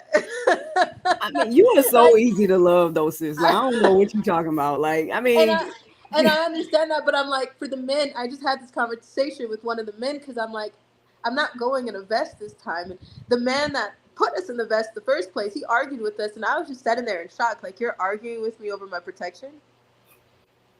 Wow. Huh. Okay. Like, I don't know how to answer to that. Like, at first I'm like, don't tell me what to do. But then I'm like, you want to protect me? For no reason? You sure? No. Really? Like, and then when somebody messes up, the men in my life are like, where are you? And I'm like, listen, my expectation lifted off the ground the second that you said you just wanted to protect me. That's all it took. I don't have a bar for men because every other man before the men in my life now wanted to use me in some type of way, shape, fashion, or form. The men that you see that are still trying to threaten bodily harm and obsessed with stalking and harassing us, they just want to use us for bodily harm and for clickbait and rage bait. Those are not men. So I know that there's so many survivors that look at me now that's like, what the hell are you talking about? And I'm like, I know it's wild. Like, I am just as shocked as you are, because the men in our life now, I'm like, what's wrong with you? Like, you No, it's just, that's what But real the, actual people do. You know what I mean? Like, the question is unfortunately, what's right with them. Like you witness that's some the stuff. better question. I don't have, the men in my life that are like, listen, you men don't do this. This is not what they do. Men don't sell women and children. They protect women and children. That's what Men real don't men sell do. Yeah, another a boy exactly. or a girl. They don't buy anybody's child for sex. They do not own people like they are property. This is not the way men work. And I was just like, really? Really? You sure? uh, I I know so many of you don't get it.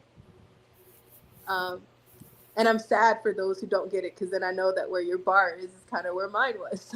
Like mine is lifting up higher off the ground every single day, you know, by the people that come in our life now that's like, hey, no, that's wrong. No, no, that's not the way that this goes. I wouldn't dare let somebody come into my home and hurt my child. I wouldn't dare $6 million man that I have. I love that man to death. Like he is the man that's not the way that works. And he has broke that down for me in his own household. That's just not the way that it works. And if it's not the way that it works in my household, then it wouldn't fly with me for any other woman, child, little boy, young adult. That's not the way that it works. And right there, I'm like, okay, so real people exist. That's why I keep saying that real people do exist. I'm persuading myself because I'm like, they're real. I'm still like, wake up, this is happening. Like they're real. And that's the sad part because so many survivors and so many victims, people that are going through this hell right now, they can't fathom that. They can't fathom that there's other people that are like, no, no, this is not supposed to be going on. No, I'm not okay with you telling me that they're selling children, that somebody is not going to uncover the truth about not just what happened to children, but what's happening to another child. I'm not okay with that. So I thank you. I don't know who needs that thank you. That maybe you don't get it enough in your family. Maybe it's not said enough. Maybe you just don't hear it enough. But if you are doing something besides being on the side of pedophiles and predators, thank you, because that sets a bar for some people that you have no idea that you didn't do much. You just did everything of just Mm. saying no. That's not the way it works. And that's a lot for a little, but thank you. Hey, well, look, we love you around here and everything, and you know how we do, girl. We almost at that 2 hour mark. You know what I'm saying? We ain't there yet. We got about 30 more minutes, but you know. So it's up to I you. It's up to you. You at home, so you let us know what we doing. Like, do you have more to share with us, or do you want to go to some comments or some questions, or what? How do you feel? What you want to do? I was gonna talk about a man that did damage control in my life. Um, Mm. I know so many people jump to like, so is Lassane your father? We'll talk about that live. But Mm. I want to talk about the man that came to do damage control in my life that somebody keeps talking about on the internet. Now I know that some of you are hearing some of those things, and this man has juice tattooed on his chest. I've seen it because I was assaulted by him, and I seen it because he took off his shirt, and I seen it because at 13, 14 years old I wasn't supposed to see it as a child that just came into his life. Now, he was paying $50 child support in 2004.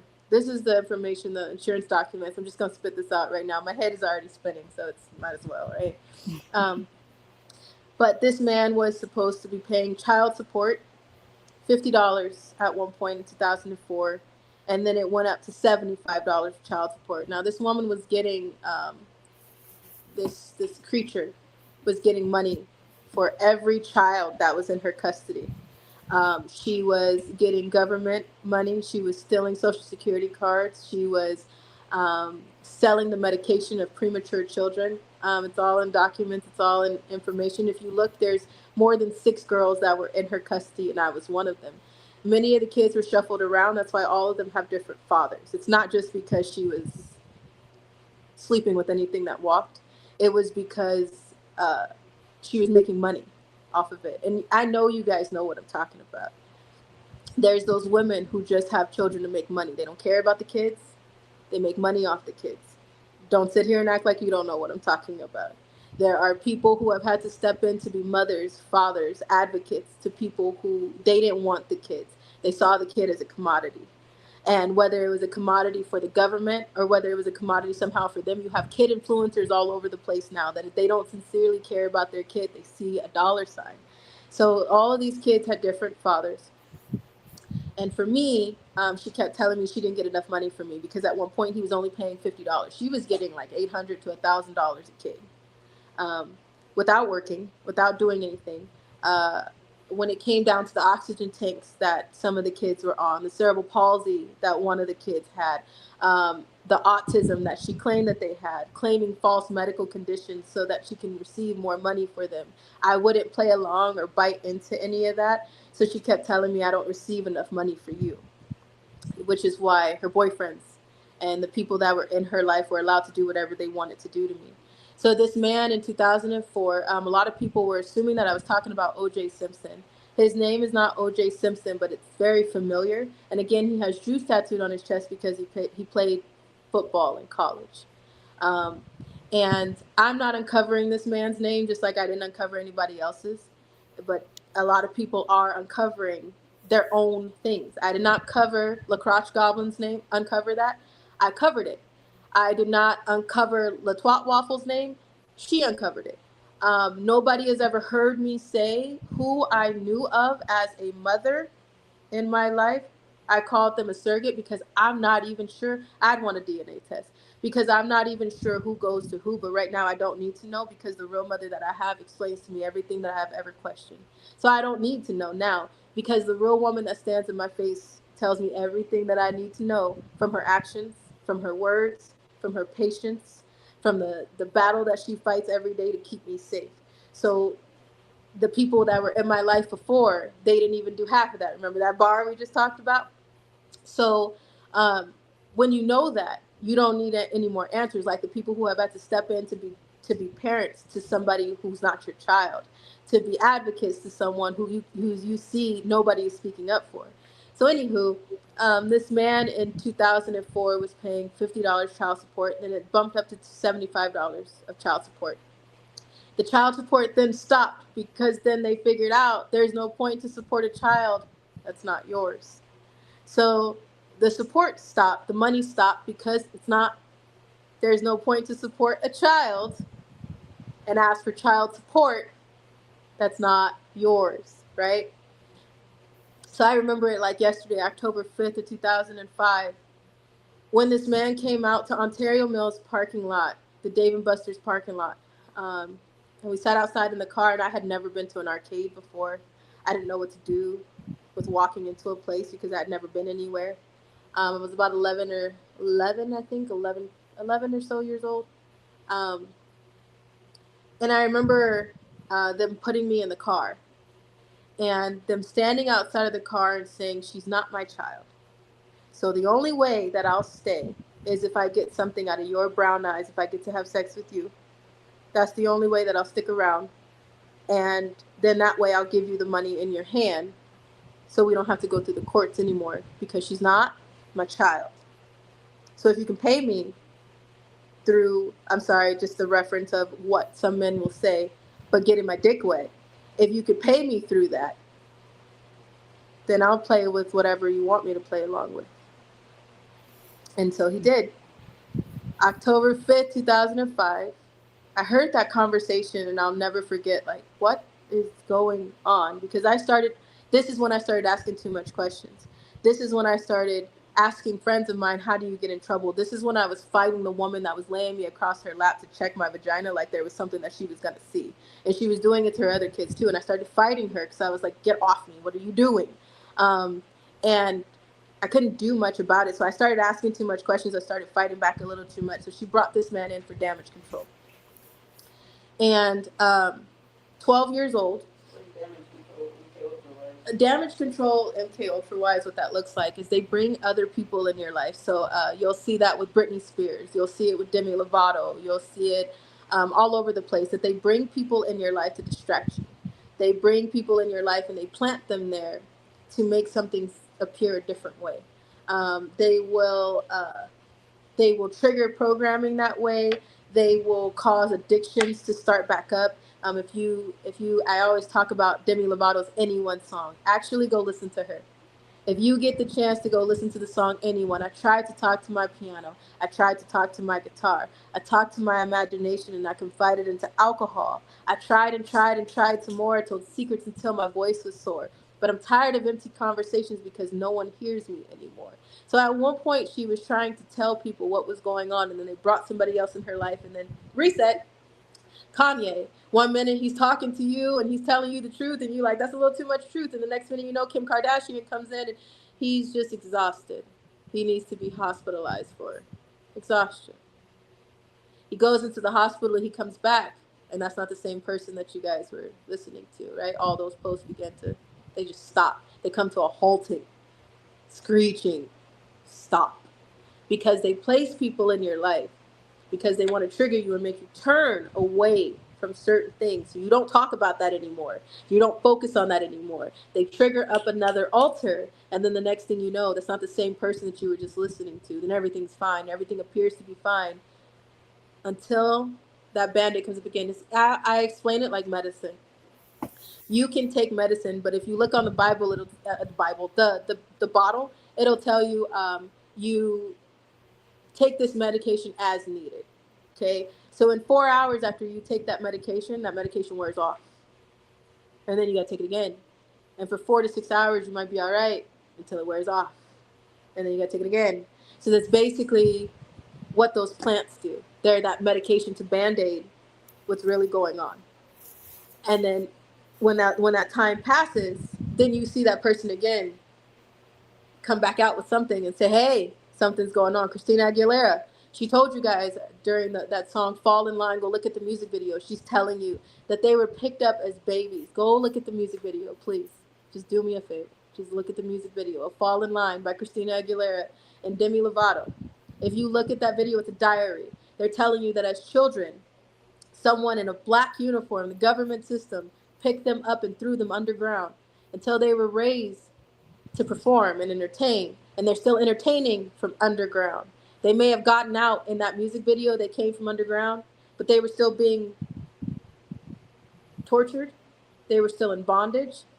And all of you think they're on stage and they're having the best time of their life.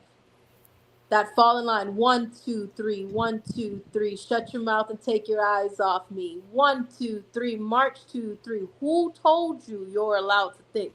Listen, they told you. So anyways, this man was put in my life, and I never had a birthday party. She would go and get things and take pictures of things and then take it all back to the store. She was doing a facade for someone. And at 12 years old, I was raped on the washer, and my sister watched. I don't call, she's not my sister, but, you know, one of her other slaves that she called her daughters, she watched. And I went to school, and I had bruises beyond bruises. I started talking to someone and said, you know, I finally have a dad, and he loves me. And maybe this is just what dads do. Because, again, I didn't have a bar. I never had a bar. So for a long time, it's okay. It's fine. If that's what it's going to take for him to stay, then it was okay with me. So I thought it was okay. I was okay with it. There were some things that I wasn't fighting. Like some people, there's videos of me that I just stopped fighting because I felt like there's no point. And if I fight you, then I'm going to end up in a crazier situation. It's going to hurt or it's going to be worse for me. So I stopped fighting. There are multiple police reports from the Riverside Police Department, Moreno Valley Police Department, Riverside Sheriff. And at one point, because this secretion was screwing the chief of police, which was a married man, and other police officers who were who knew about all the abuse and who were buying some of the tapes from the back of the closet and things like that, they were the ones who came out to answer the call when March Middle School of Moreno Valley, California called. March Middle School of Moreno Valley, California Oh wait, is called. that a locate? Hold on, that sounds like March a location. Middle School of Moreno Valley, California called the police and said, hey, something's going on. The kids know about it. Another kid knows about what's going on. So the police officers came out. They put me in a room by myself at 13 years old. And because they had already come out before, because of the abuse and the beating and the other things that were going on in the home, at 13 years old, 2 big cops surrounded me and said, did it really happen? Because if you say it happened, then we're going to have to do something about it. And you're going to see us a lot.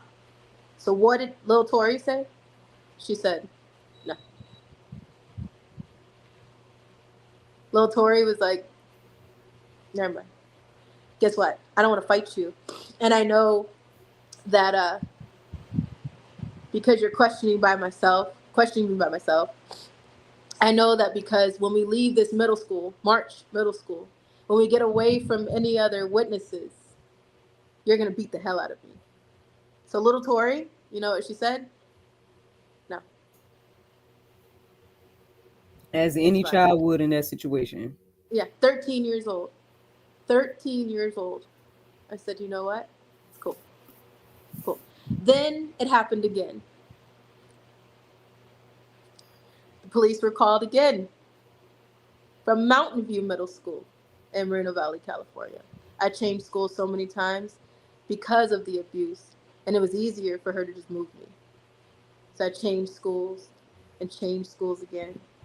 And Mountain View Middle School got the call. And Mountain View Middle School knew something was going on. Mountain View Middle School was terrified of this lust secretion of Satan because they knew how evil she was. They knew the ties that went on. They knew the ties to the police department. They knew the ties to everything.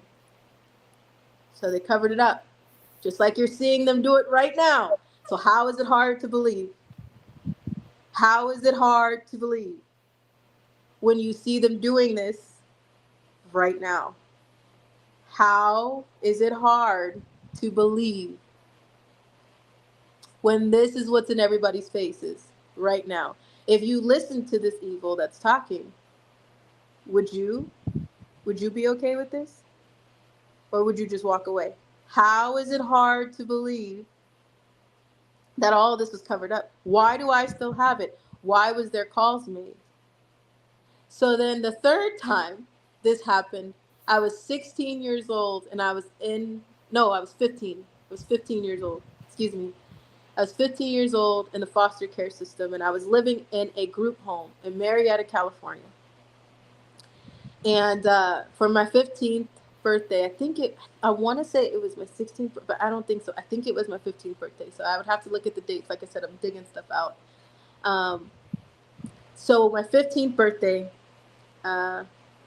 this man had a record. They had the police reports. He belongs to a secret society. His job was immaculate. They thought he was just, everything was fine. But if you look now, he belongs to a secret society. He belongs to a secret society. So of course that secret society did what they could to help a fellow brother. Covered it up. So when I was in foster care, he called and he all of a sudden wanted to take me to Sizzler. The Sizzler that is off of Sunnymead Boulevard in Moreno Valley, California. So it's right off the freeway. If you live out there, you know what I'm talking about. There's an old Sizzler. Sits right there. And he took me to the Sizzler. He told me I couldn't even to get a salad. Because, for those who don't know, when you do stomach cleanses, if you're being raped or tortured for too long, you'll throw up or you'll shit yourself. So I wasn't allowed to eat much. Stuff happened, and all I wanted for my birthday while I was in foster care was to call my mom now. I just wanted to call her and talk to her and hear her voice. So I kept asking him, can I use your phone? I just want to use your phone. I'll do anything you want if I can use your phone. He gave me his phone and stuff started, and I called my mom and I dropped the phone on the side of the car. And she listened to everything. And I mean everything. She recorded and listened to everything. So my mom went ahead and made a CPS report, called into my social workers and said, this man already has a history. Why did you let him pick her up? And my social worker at the time, she called me and said, I don't know. I'm sorry. That's where we messed up. And that was the first time they said they were sorry, but by that time it was too late. I was like, huh, okay. I was moved from the Marietta group home down to Fontana, California. And right after that is when I met my pimp, Keith. Now, the reason why I'm talking about this,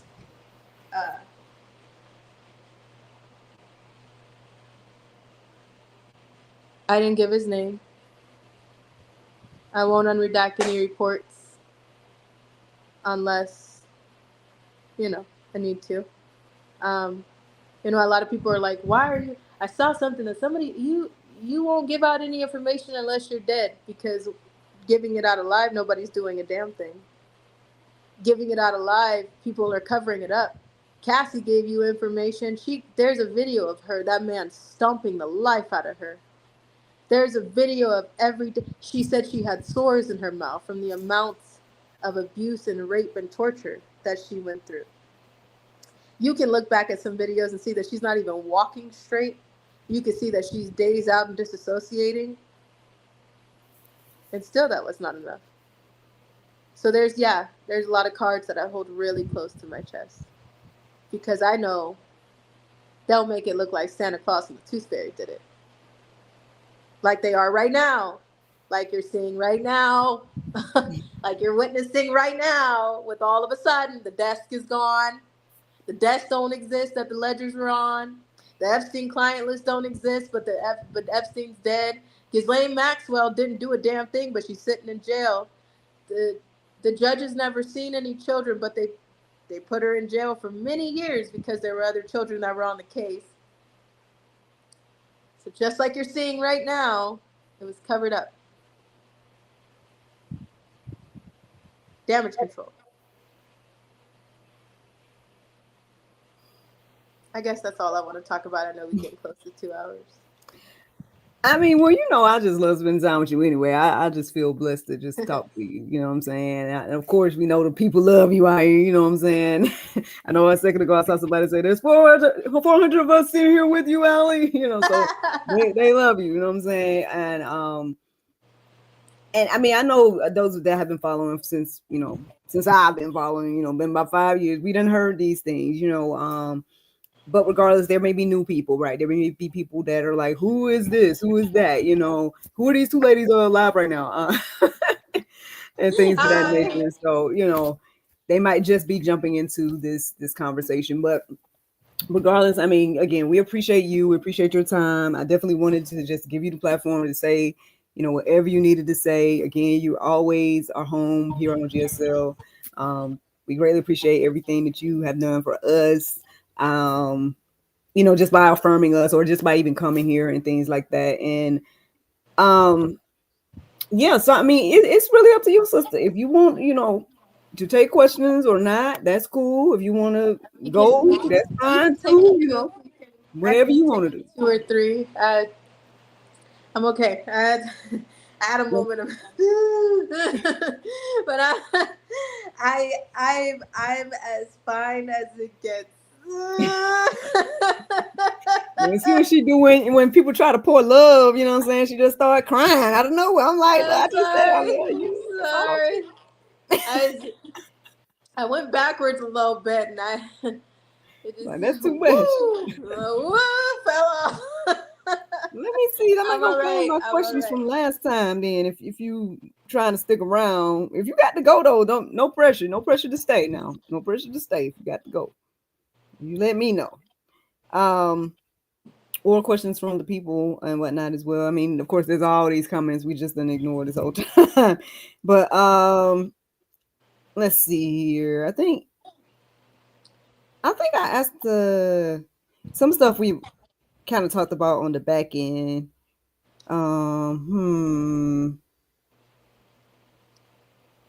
So okay, well, this is a random question, kind of. So, you know how people say, I know a little bit about a lot, you know, people say that type of thing, right? Well, we see you and it seems like you know a lot about a lot, right? So I know how a lot is about a it? lot because it's personal. Well, I know a lot about a lot because I went through it or I witnessed it. And the things that I don't know, I'll tell you I don't know because I don't know it. And I'm grateful that I don't. But yeah. well, I mean, that was my question. I was just gonna like, explain to the people how is it that you know so much about, you know, I know all they care about is the elite stuff, so you know they just care about that part.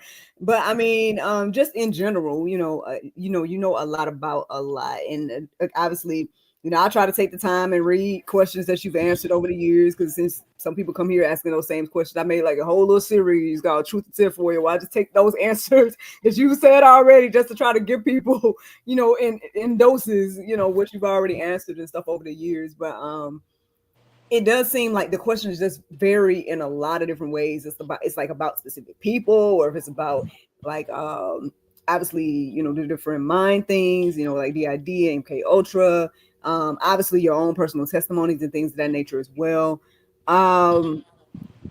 So I mean, if you already answered the question, that's cool. I can mark it off my little list and as done. But if you got Pretty any much more that's to what I add to gotta that, say about that. I know a lot about a lot because I went through a lot. And the things that I know, it's because I had to grow through them. So it's not that I'm just like pulling things out of my neck. I unfortunately know these things because I had to grow through them. And the things that I don't know, like I said, I'm grateful for that because I got enough. I got enough to know. So yeah. and then just remind us again, like, how did you meet Miss Shelley? Do you mind just reminding us just real quick, just in case somebody's brand new and they're like, huh? You know what? I will let my mama do that because I feel like hearing from She ain't her, never came on the GSL. I will You let come her over do here. it. Um, She gonna sit in the hot I seat. know. I don't know if she'll sit in the hot seat. Mama don't. Oh, Mama not a fan of the camera. oh man, I thought we was gonna get some real. Like, She headed over. Let's see. And she no, said, don't "No." let me get like MJ. Miss Shelley, Miss Shelley, everybody, Miss Shelley, Miss Shelley. Hey, sweetie. So I was advocating for her at a runaway shelter.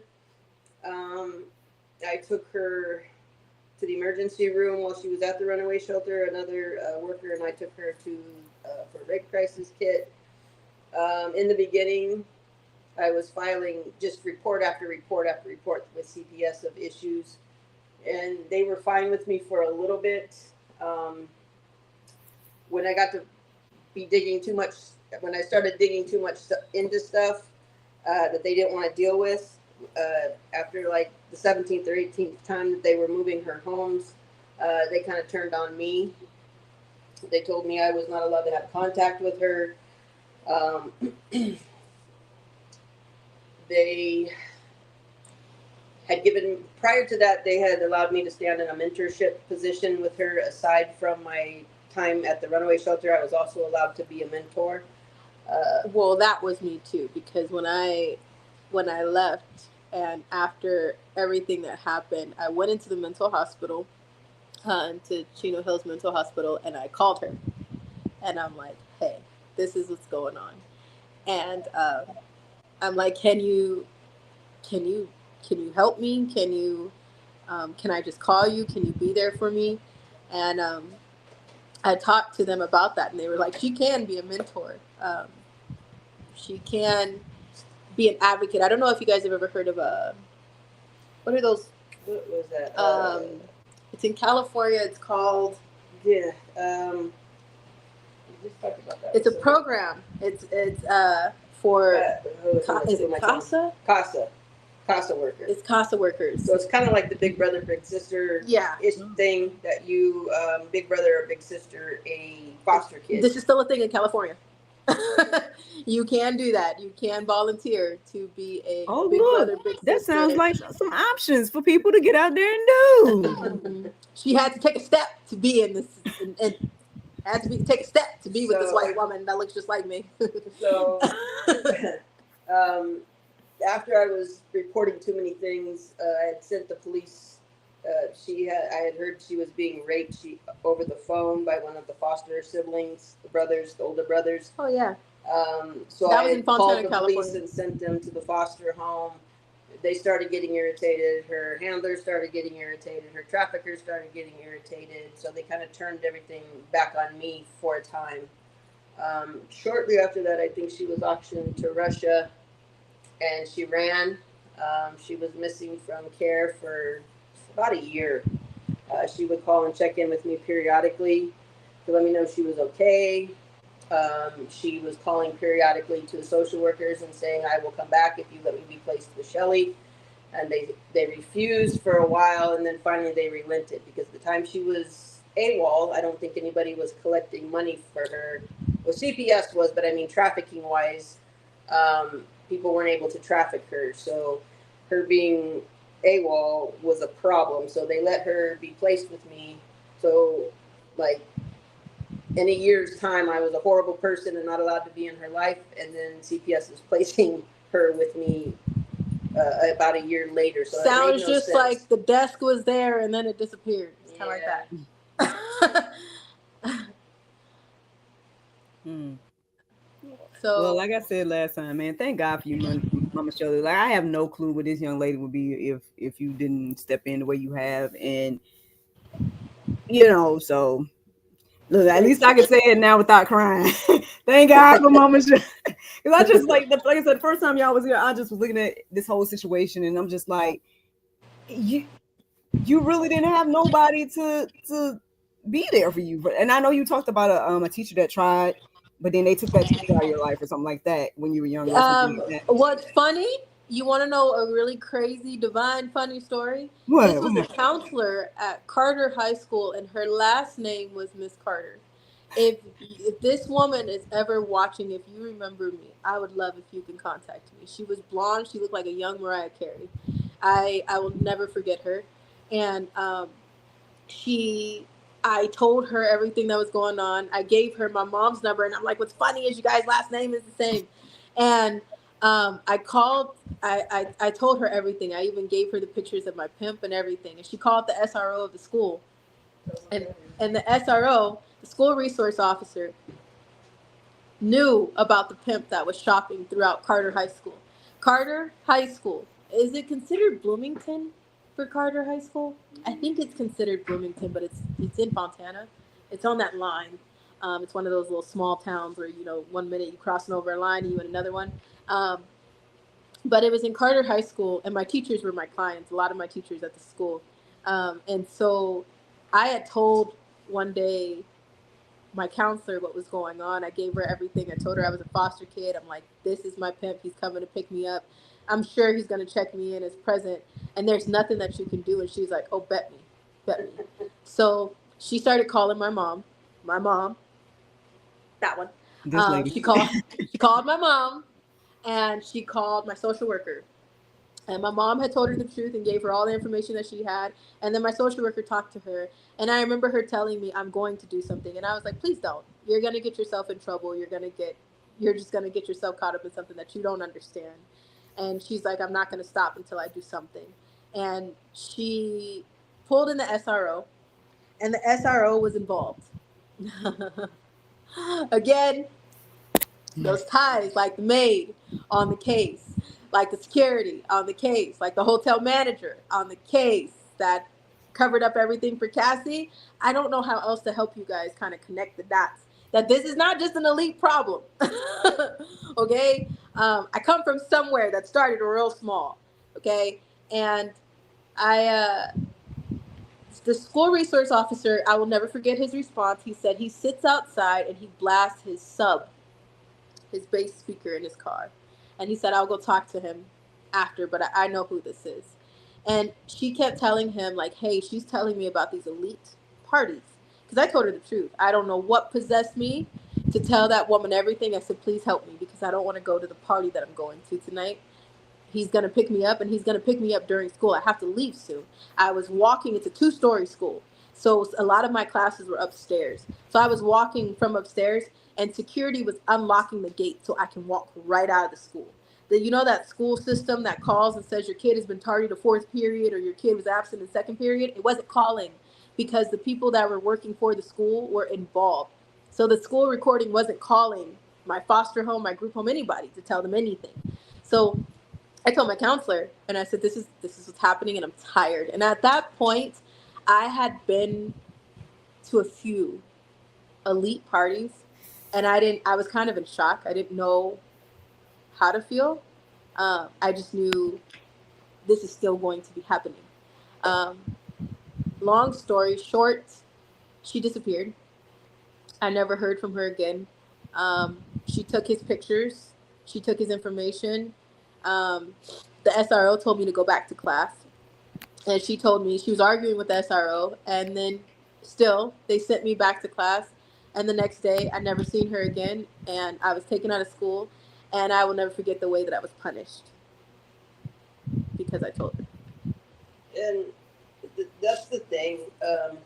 For most of my life, I've worked with troubled kids, homeless kids, kids that didn't have good families. I was a mentor. So none of the troubled kid things were news to me. What was news to me is when I started fighting for this kid, I started getting the hate turned back on me and things turned back on me that made no sense, that I never would have imagined. And even though I was probably had a little bit more experience than most with troubled kids, this was a whole different arena of anything that I had ever dealt with. I was very naive. I expected when I called the CPS that they would do common sense things. I expected if we called the police, they would do common sense things like we've all been trained and taught. You call the police and they're going to help you. Well, none of that was true in this situation. Yeah. After my pimp found out that she continuously called, she called on Thanksgiving, and my pimp showed up to my foster home with the police because the social workers, my pimp, they showed up to the house, and at that point he had gave my foster parents that were Mexican that spoke no English $5,000 to let me walk through the front door instead of going through the window or the garage. So I told my mom everything. And like she said one day, one of the boys, almost said a name there, sorry. Oh. Huh? I can say that? Yeah. Oh, Adrian, out of my foster home, Adrian and Eddie was their names. They were brothers. Oh, them sound like names. Did she say some name? Uh-huh. I just said. I know, because no, you don't never say no names, Allie. Never. What? Never. Where are you gonna say names and locations? Adrian and Eddie that live with their Mexican parents. They were Mexican. Uh-oh. I lived in a Mexican foster home in Fontana, California. And that was a thing too, because you are not allowed to place, according to CPS rules and California rules, you're not allowed to place a child in a home where they don't speak English if the child is English speaking. But she was in a home where there was only Spanish speaking, no English. Spanish speaking brothers. The foster parents, and even in the reports, they won't address them by their real names. They call them madre and padre. They don't, even the social workers refuse to address them by their real names. And this is the case that when I was on an 8-month CPS case that I told you I was on recently, and they just dropped the case, we gave them this case. They had this case. They had all information, all evidence, everything. You gave that evidence? You was on a case, Allie? I was on a CPS court case. Yes, I know so many people. I went through the court system several times. I've said that 1,000 times, and still the uneducated can't understand that or fathom that. But I went through a court case, and They had all the evidence that they needed for this foster home. I had three foster sisters. It was four girls, including me. Um, so in this home, Adrian, Eddie, and Manny, that was the three brothers' names. They were doing stuff to the girls. Well, Adrian, at the time, he was 17, 18. Eddie at the time was 14, 15. And Manny at the time was 21, between 21 and 23. And it was known that this was happening in the home. And at one point, I wasn't fighting anybody because I had to deal with my pimp. I had to leave with my pimp. So they were coming into my room and doing stuff to me in front of one of my foster sisters that at one point got mad because they wouldn't do anything with her. And yes, I know. Anyway. She she was upset because she felt kind of left out, that stuff was happening to other girls in the home, but it wasn't happening to her. So at one point, she was asking me to take her with me to go out with my pimp, to go to the teen clubs that I was going to go to sneak into the clubs that I was going to with the fake ID. She wanted me to take her with me, and I told her, no, I'm not doing that. I'm not going to be responsible for you because you sincerely don't get it, and you're going to get messed up before you even get there. So no, I'm not doing it. So she went on a visitation to her parents, went home and told them everything. And at the same time that she told them everything, my mom was calling the police and CPS, and she told them everything. So police, CPS, and my pimp all came out to the house at the same exact time on Thanksgiving. And they all ganged up on me and said, what happened? Is it true that this is what's going on in the house? Because I'm looking in the eyes of my pimp, who is damn near 30 years old. I'm telling them nothing happened with my foster brothers. I'm like, oh, no. Everything here is fine. Everything is totally fine. I don't know what you're talking about. I have no idea what she's talking about. My social worker told me that she told her parents that your foster brothers are coming in the room at night and they're doing stuff to you, but they've only done barely a few things to her, but it wasn't as bad as what they're doing to you. When I tell you I got so territorial, if she's ever watching this, and I know she remembers this, she probably hates me from that day. I threw all of her belongings out in the yard. I was very territorial. I was mean because I was like, you're going to get me killed. You're going to get me killed. And I'm not the same person that I was, but I can admit to that. I was mean at that moment because I was like, you are going to get me murdered, female. All right. And I can't do anything about it. So I told them, if she feels that way, then tell her to leave, get out, go back with her family, because at least she has a family. And I was really upset because I was like, you went home to somebody who you could trust. I don't have anybody to trust. You're going to get me killed. So I took all of her belongings, I turned the sprinklers on, and I threw them outside in my social worker's face. That should have been enough for my social worker to put two and two together to say, all right, that was a little too much anger for something that doesn't exist. But they did it. They left me there, and they removed her. And the abuse continued. And I had, at that point, that is when I went through his wallet. We won't get into this. I know we're going over 2 hours, but that's when I went. That's when I went in his wallet and found all these fake IDs, because he was making fake IDs for me. He was making fake IDs for any girls that he was picking up from the high school. He was making fake IDs for the girls he was picking up from the middle school. And we would go over to the Stringers bar. The Stringers bar. Oh, is that a location? That's another thing. Oh, there's another location. Stringers bar in San Bernardino, California. They closed that down because there was so much going on in the club. But before, it wasn't closed down. And it was easy to get into the bar with fake ID. At 14, 15, girls were coming in there as young as 12, going into the bar. And one day after she left, my foster brothers are still doing whatever they wanted to do to me. It was the day after Thanksgiving that he walked into the house after the social workers and after the police left, after they called and said they now ordered a fake court order on my mom. That court order never existed because in 1 second, she was all of these things, and the next minute they just handed me to her. So I'm like, so which one was it? Because if it was true, if it was real, then you wouldn't have just handed me to her, right? But they ordered all these. Or if it's real, where was the investigation? If the court order was real, if all the things that they said was real, CPS still has some explaining to do. Because whether or not it was real, there should have been an investigation. And if it was real, then I shouldn't have been handed to her. Like nothing. Right? So either way this goes, you still have, CPS still has some explaining to do. But anywho, I looked in his wallet and I found so many different IDs. And that's the day where y'all know I can bark. Y'all know damn well I got a mouth on me, and that has not changed. Okay?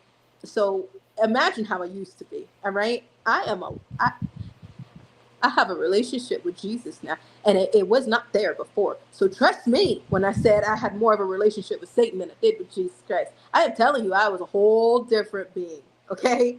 So when I found these IDs, I yelled at him. I was like, I'm getting my shit. I'm leaving. I'm never going to see you again. I can't believe you lied to me. And I thought that was going to be it. I thought I was going to talk back to this man. Man, that man stomped me. That man cracked my ribs. He beat me so bad. I was like, oh.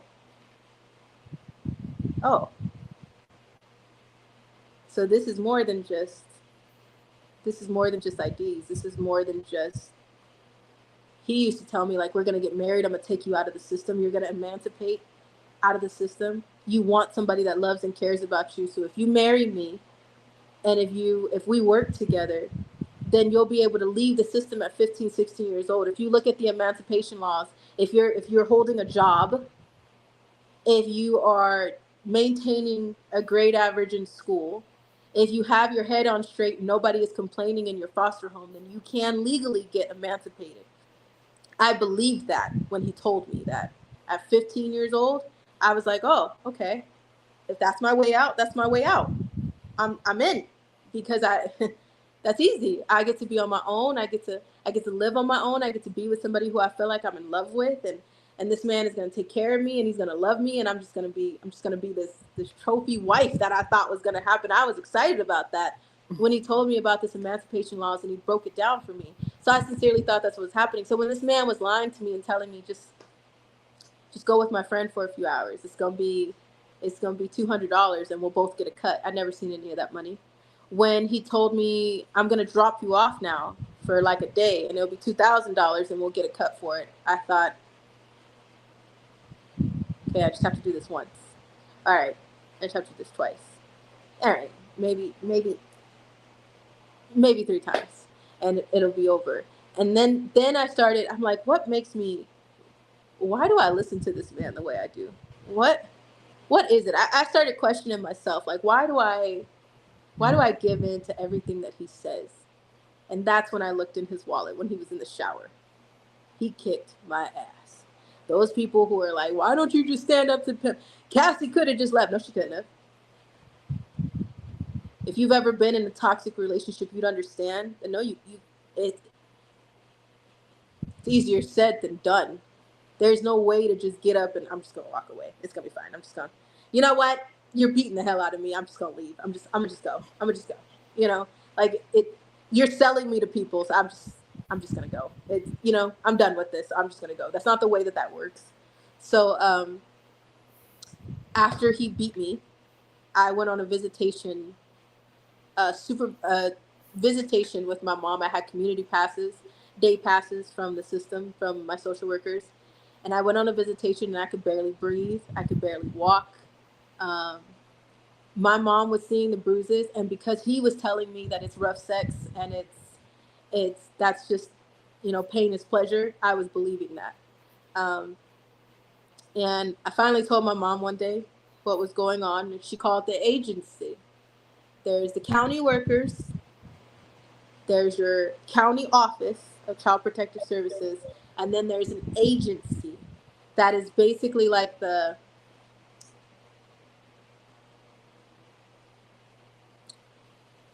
when they're the go-between. They're the when the county worker cannot pick up the county worker sees you every 6 months. The agency worker checks in on you every month. So they need to know if you're doing good in school, if you're having any problems in the house, if they need to hand you a clothing allowance, if they need to deliver a message from the county worker, if they need to take you to court, they come and pick you up.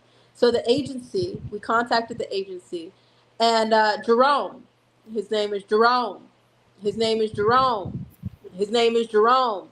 His name is Jerome at the agency. I said Jerome's in the house. Okay.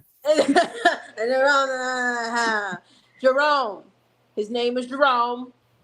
There's a few people that's name is Jerome, but anywho, his name was Jerome from the agency. And when he found out about my pimp, I think he was already paid off. So he brought me in, and he was supposed to take pictures. Him and another female agency worker was supposed to take pictures of the bruises and then take me to the hospital. But they told me, if we take you to the hospital, then that means that you have just disrupted your program. You're supposed to stay on a 6-month program when you're in a certain level of a foster home or a group home in the state of California. The lowest starts at a level 5, and the highest, I want to say, is a level 14 to 17, which is a group home lockdown. That means you can't stand up. You can't go to the bathroom without asking for permission. You have to be talking to someone at all times if you're in a level 14 lockdown group home. So make that make sense. So that when they say program, if you think of somebody that's abused drugs or things like that, and they have to go to a facility and work their drug abuse program, go to counseling, do all those things, they have to do that in order to get their freedom. CPS is putting kids that they removed from a home, from an abusive situation supposedly, into a safe home or a safe group home so that they can heal and recover, but they're making them adhere to a program and working a program like they are. They treat them like they're in jail. Yeah. They treat the kids like they did something wrong. And then they wonder why the kids have such issues. You took them from a situation where somebody did something wrong to them. And then they treat you like you're the problem. They put you in a facility or in a home, and they tell you you'll get allowance based on if you act right. They use you as guinea pigs for Big Pharma, and they use you for medication. So a lot of things while I was in foster care, they wanted me to take medication, which they try to dull your emotions. So if you have, if you're running away a lot, if you're angry a lot, which rightfully so, somebody has changed your environment, your atmosphere, took you out of everything you've known, moved you around. How about I snatch you out of your home that you're watching this right now? How about I just come pick you up, snatch you out of your house, put you somewhere else that you have no idea where you are. The smells are foreign. The area is foreign. I tell you to go to school and maintain your emotions and balance everything out while we figure stuff out in 6 months in court. How the hell are you supposed to react? You're going to be a little depressed, right? You're going to be a little like, I don't even, nothing smells the same. All the food, the cabinets, everything that I would usually know, everything is backwards, right? So they put us in this home, and they told us, I used to get allowance. At max, I would get $11 because of my record. If I was being good, I got $7. And then they would send me on a community pass. I could walk around the city. I could go wherever I wanted to go as long as I was back in the foster home at a certain time. Didn't matter who I was going with. It's called a community or a day pass. Look it up. You could go anywhere. Your social worker will hand you bus passes to just ride the bus wherever you want to go, get on the bus.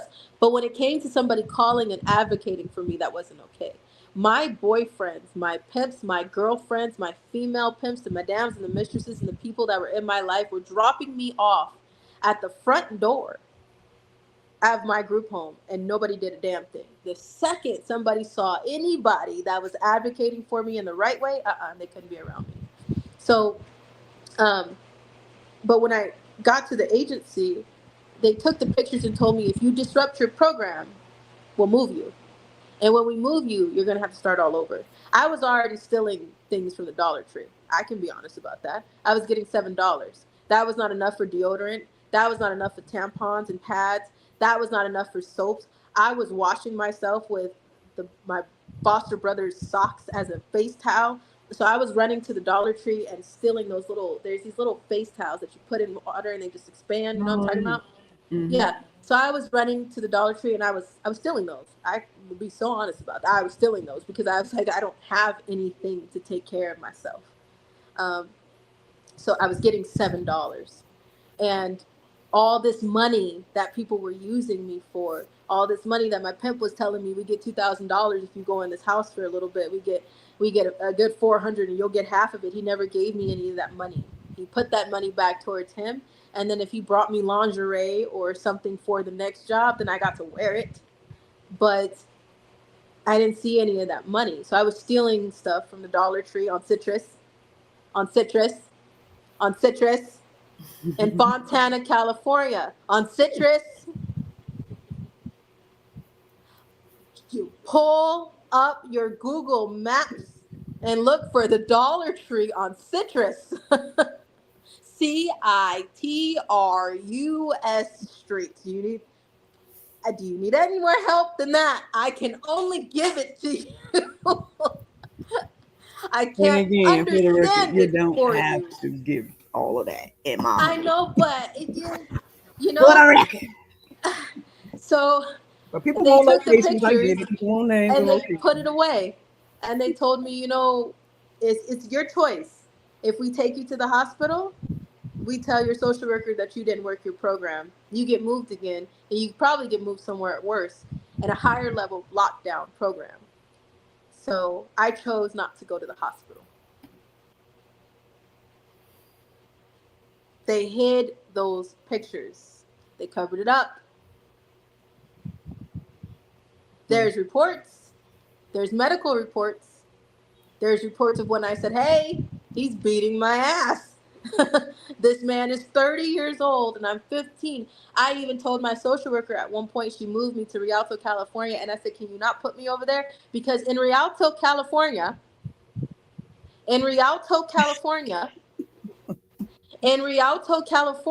I was closer to him where he lived. He lived close to Ritchie Canyon. Ritchie Canyon. Let me help you.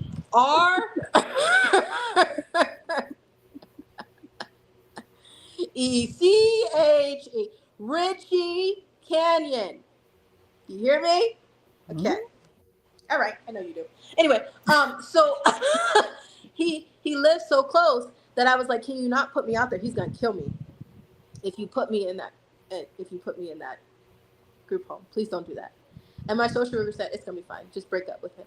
So once she dropped me off at this group home in Rialto, I ran right away. Didn't even stay there for more than 48 to 72 hours because I was like, he's gonna kill me. He's gonna kill me on so many different levels, and then I'm gonna end up back where I just came from. This is the same man who took me on a job to the Getty Museum, Los Angeles, California. Getty Museum, Los Angeles. Getty.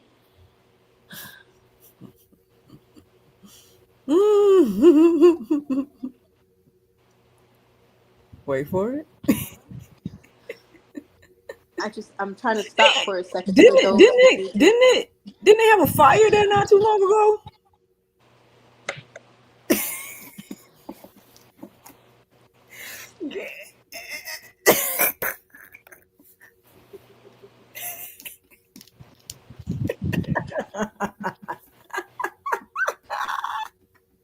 Yeah, just all of a sudden. Oops. Uh-oh. Nothing else burned around it. But Getty Museum, Los Angeles, California. This is the man that took me there. This is the man that was taking me to Las Vegas, Nevada, the Luxor Casino. The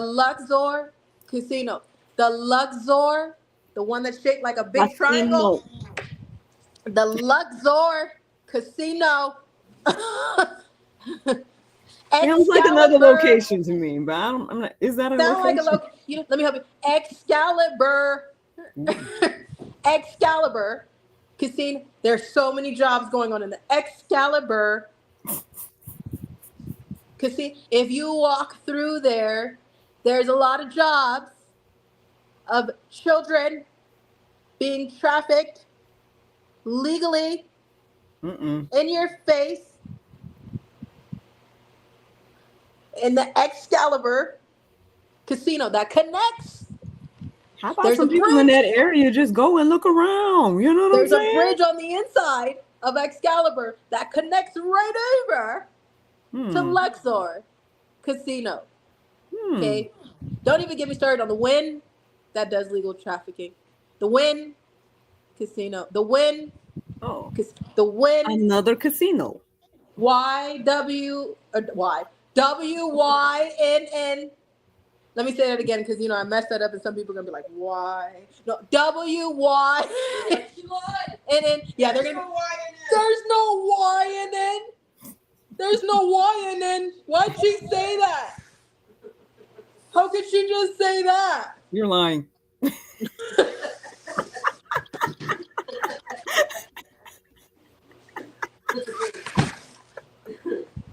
Ah! Okay, so there is one, but she's still no. How did she know? No. Nah.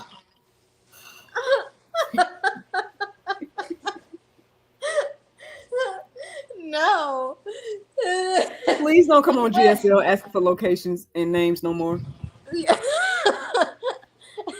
Because I'm just gonna put links to this video here. I mean, The Wynn Casino.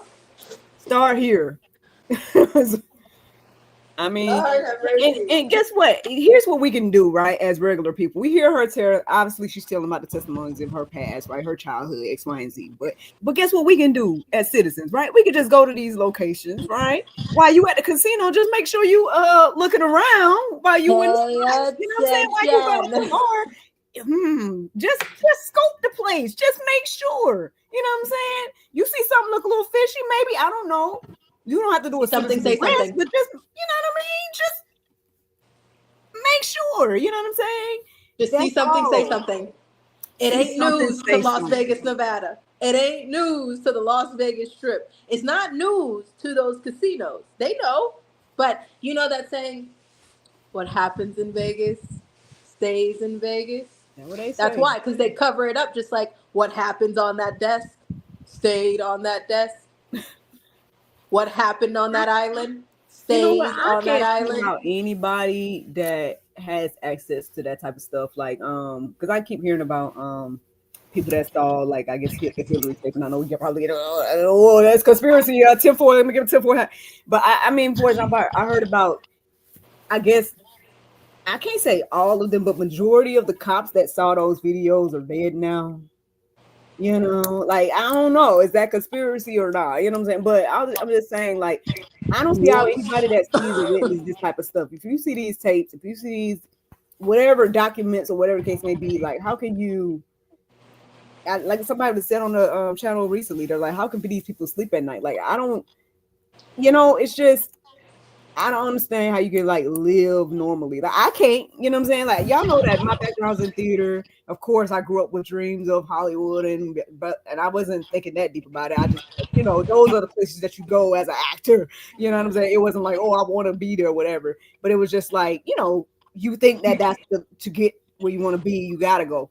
But even if, like, at this point in my life, I don't even think I can even do anything mainstream, because I'm going to be over there looking around like, and side-eyeing everybody, and then like, you guilty, and you guilty. You know what I mean? So it'd be very difficult for me to even be doing anything mainstream. Like, whatever y'all see from me probably gonna be like, hey, Miracle put out a show, Miracle put out a movie, something like that. Because if I'm in mainstream and stuff, I'm gonna be looking at these people like, something about the children. You know what I mean? Like, I don't know how you couldn't. And so, people that are saying, like, they just have to be bribed. Or maybe they're doing something, like I said, maybe they're doing things behind the scenes. That money changes a lot of people. Money, that's why I don't play around with, I've been a dollar sign. So that's why the truth is so I got priceless. to say about money. And on your behalf, this lady ain't been able to make no funds, right? You know what I'm saying? And obviously she was a teacher and things that nature. So sure God, we can support her, be able to go, like, if she put out a show, if she put out a dance class, if she put out whatever the Lord lead her to put out, sure God, can she make some legal money? You know, Like, I mean, people was I able to look make at all these kinds of money choreographers. Yeah, she I never look at these saw. choreographers and they make so much money, and I look at the things that I do, and I'm like, I don't need more than I need. You know what I'm saying? So I I'm support. not greedy like that. I I told you get whatever it you that do, some I people are know it's like, gonna be successful, sister. I ain't even worried about it. I But know people are I'm just like, get putting your it out money, there but for people. I'm just like, you know, I look at those people who, like me, I just want a moment to be. The moment to be a part of something bigger than me. The moment to be able to be in a room and participate. Like I was sending some videos of me finally getting a chance to dance into the chat room the other night, and I know you got to see that. And everybody is like, wow, like you look so happy. And I'm like, I am, just to be in the room. Like I'm just so happy to be in the room. And I know so many of these conventions and people that do, you know, big dance things, and I'm like, I know that there's somebody who is struggling to just get through the day that would give their last $2 and every sweat in their body to just be able to be in a room. Those are the type of people I want to teach. It's amazing to be able to say, if you got it, you got it. That's great. But if you don't got it, come in the room anyways. That's the Yeah. people that I want to teach. I've always said, if everybody's always asked me what I wanted to do as a choreographer, and I wanted to open a place that people got to start again.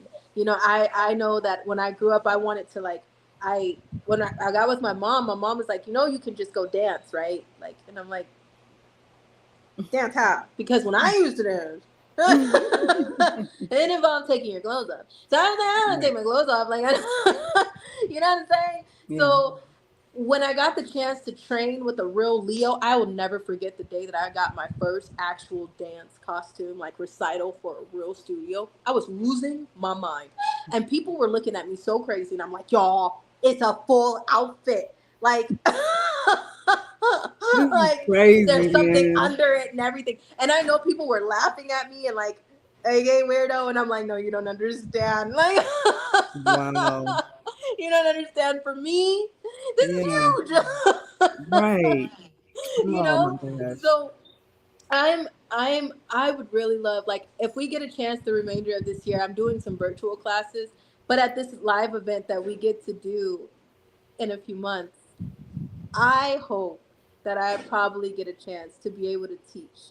I was going to put up some videos on my Instagram story and stuff. At one point at this in New Mexico, at the first live event that we did, we had church and worship the first hour or so. And then I was able to come into the room and meet everybody. And I was like, everybody, let's just get up and dance. We're going to talk about so much heavy stuff, heavy stuff, that it would be so cool to be able to say, everybody stand up and let me just teach you like an 8 count. It was, it was literally like jump, step to the right, step to the left, turn around and shake. And yes. And that made my entire year, because I just love to see that smile on everybody's face. Like, this is, I feel good because I just did something I don't usually do, or I didn't know I could do that. And I tell you, it gives me so much purpose. Like, I get it. I mean, I feel the same way about like acting, and there's nothing like live theater, like having that audience response right there. Or, I do like interactive shows and whatnot as well. So I give people characters and stuff like that, and people just light up. You just give them like a few lines or something, and they just become the characters and just have their yes, time to shine. And so it's I really totally cool. understand everything you're talking about. And It's, like I said, I'm excited to see what you're going to end up doing, whether it's opening your studio, whether it's going on a tour. Because I mean, I feel like you just got too many people around now, so you might have to start. I mean, you might got a tour. I know, I unless don't y'all just know tired of about traveling. opening a Y'all might be studio. That tired of was one of traveling my, though. yeah, that, it was Yeah. one of my goals to open a studio, and that goal changed because knowing that I can't stay stationary as far as safety wise. Why is I that? That was one of my questions. Like, do you really feel like you won't be able to ever just settle somewhere? I No, mean, honestly, because no. you went I viral, or feel just like if I, period? what'd you say? Like because you went viral, or because just period? Both, Like you've never felt both. like you could settle. I know that usually we get 6 months to a year. If I put my head down right now, and if I did my best to hide and duck, we probably would get 6 months to a year, like we did when you guys didn't hear from us for 2023. We were down for almost a year, and then they found me again. They found me after I tried everything. I went under a pseudonym. I did everything, and I was at peace. I wasn't bothering anybody. Everybody was having a great time, and they came messing and preying on innocent children. So You who is can they for those that are like, multiple people, content creators. There's so many different content creators that you can see right now that if you go back, the internet's forever. They have been cyber stalking and harassing since September of 2024. Notice it was the month that Sean Combs was arrested. oh It was yeah, the I moment remember when that. I That's when all said, these people came here. yes, I yes. was like, why? No, we're not Allie. Go Allie'sArmy.com. Like, go to the, and yeah. But thank y'all for the ones It who was stayed anyway. it was September 2024, and we had our head down for about 8 or 9 months. It was almost a year. And I wasn't trying to touch my social media. I was like, listen, the world's got to see what the world's got to see. We've done everything that we could. And we had just did an event. So I was just like, there's nothing else for me to do.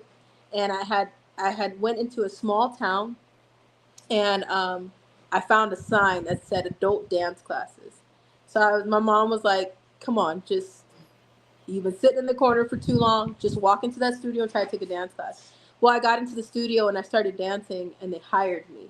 And they were like, please stay. And I was like, I don't want your money, because if you're gonna find out everything later. And I just want to be here in the moment. Can I just be here in the moment? And so eventually I told the studio owner everything. And I mean everything, because she asked me to teach the babies, and then she asked me to be Princess Tiana for some 18-month-old little babies. And I did that, but at first I was freaking out. And um, I sing, I dance, I do a lot of things. So I was reading stories to the kids and sitting with the kids, and she's like, there's something about you with the kids. So um, can you stay? It was Easter. I remember it was Easter. And she said, can you go to the park with some of our other dance teachers and play Princess Tiana? And I said, oh, no, I can't. Like, my life story is Princess Tiana. Like, I can't do that. I'm seriously trying to get away from the shadow man. Like, that would probably not be the best idea. And I don't have Ray and the Gator out here to protect me. So, Technically, but she's like, just go. People are gonna be so much paying attention to the character that they won't see actually you. So I went anyways. And I'll put pictures up of that, blocking faces out, of course, protecting people. But I went as Princess Tiana, and Dan's parents went with me. My mom was with me. Heroes came out to the area and went with me. you want me to show people when you send me or no?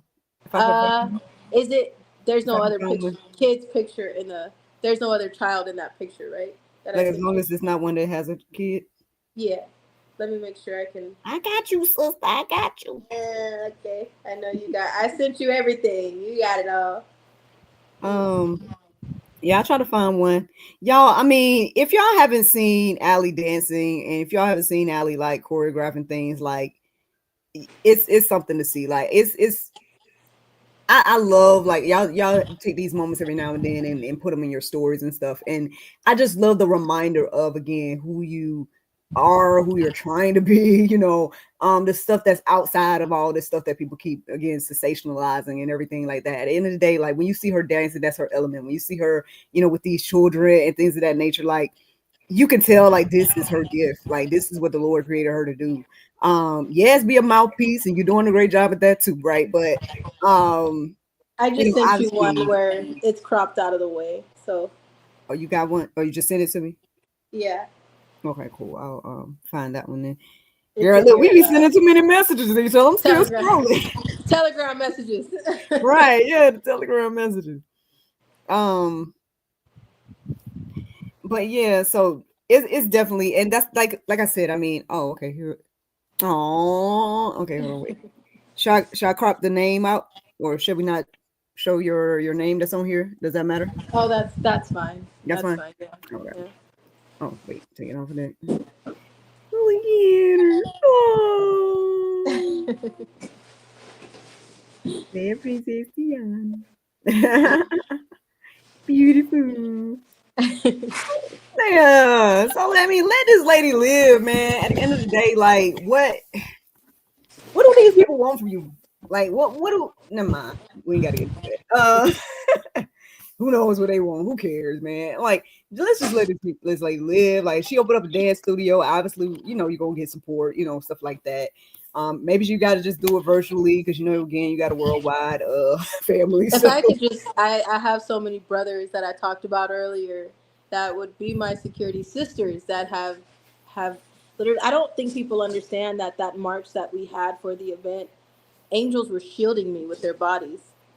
People that people that had children that had other lives to get back to were shielding me with their bodies knowing the threat. We were in a bulletproof vest. I say we, DID, long other story. We we were in a bulletproof vest because of the threat. We signed a DNR. There is a do not resuscitate order. I feel like it would be better if somebody did, like we're getting ready for this event that we're getting ready to do. And I told the security I'm not going in a bulletproof vest this time. If somebody is going to do something, I'm not scared of that. There is a DNR, and I feel like I've told angels, and there's so many things in place that, God forbid, somebody does try to take me down, you let me bleed out in your hands. Do not let me go. I would rather bleed in the hands of an angel than to be given to somebody who's going to torture or sell my body even more. So they know, as so many angels know, and they have that. We have begged them that if God forbid something happens to me, you hold me until you know that there is no life left in my body. And I know that that's a lot, and that's a little, I mean, it's just the truth. It's just the way things go. But I have a DNR and a do not resuscitate order for that reason. There have been EMTs that are guilty, doctors who do really crooked things, like you've seen the doctors that did things during COVID-19 that were just in it for the insurance money, and they would claim COVID even though it wasn't COVID. So there is a double side to everything. There are good people, but there are really evil people, or that people will do anything for money. People will do anything for suitcases of money too, not even counting it. It's just the look of it. So I have told angels that there is a do not resuscitate order, and if God forbid somebody does something, you let me die with you. I'm not going back. well, God forbid, you know what I mean? Dang, look, you ain't gonna get me today though. I'm good. Um, but no, like prayerfully, man. Um, you'll get a chance to like live the life you want to live. You know what I'm I, saying? Like, I, I, I hope so. I hope that I'm gonna try one more time with an event this year. I'm gonna try one more time to give as much truth as I can, but looking around and seeing how things are going with the truth, seeing how people are not standing up to the truth, seeing how people are just letting it go up under the rug. I I don't know what else there is to do, especially the survivors who have dealt with Epstein, like myself, the ones who have been on the islands, like myself. Um, it's a slap in the face. It's beyond a slap in the face. It's a kick to the gut to see the things that are going on, and to see the people just kind of being still a little passive. I admit that there are so many more people. Like, I'm not letting this go under the rug just yet. But how long is it going to take before you do? How long will it take before you forget me? You know what I'm saying? I know some of you are sitting here like, I won't, I really won't, but it's the internet, and I'm not stupid. I know there's at one point where if we die today or something happened, there's going to be a point where you forget me, and then I pray to God that there's another survivor that will find it to say, I'm not going to stop speaking again. There's so many that came before me, um, that had that same energy, and then I'm just another one. So I know how history repeats itself, and so I'm not holding my breath, but I feel like there's only so much we can do. I'm not saying that I'm stopping. I'm not saying that I'm done. I'm not saying that I'm not going to fight anymore. I'm just saying I understand that there's only so much that I can do. Um, I do know that now no matter what, if you're paying attention and you see the amount of people that are threatening, harassing, cyber stalking, harassing and stalking other people, harassing and stalking other addresses of other people. Um, During this time that I was working at the dance studio, I gave it to China Lake Police Department. China Lake Police Department was involved in that smear campaign that happened in January. They have every single name. They have every social media platform. They have every YouTube video. They have all of it, and probably still watching a little bit, actually. Uh, thank you to the detectives and stuff that I talked to. I was shocked because you guys already know how I feel and how I've seen some cops and Freemasons and the Brotherhood societies that I've seen. I don't trust them. But when all of this happened, um, this dance studio was located next to a military base, a huge, one of the biggest Navy bases in the state of California. It's probably one of the biggest military bases.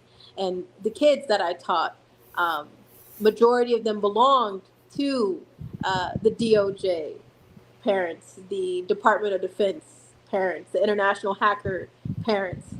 So these were their parents. And when I started teaching them, I was like, oh boy, um, these are not the type of people that I would have usually.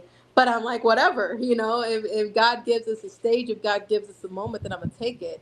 And these were the type of kids, the parents that I was teaching, parents that I was teaching their kids, they came to me and they were like, hey, the dances that you're speaking on, we're dealing with that, over here.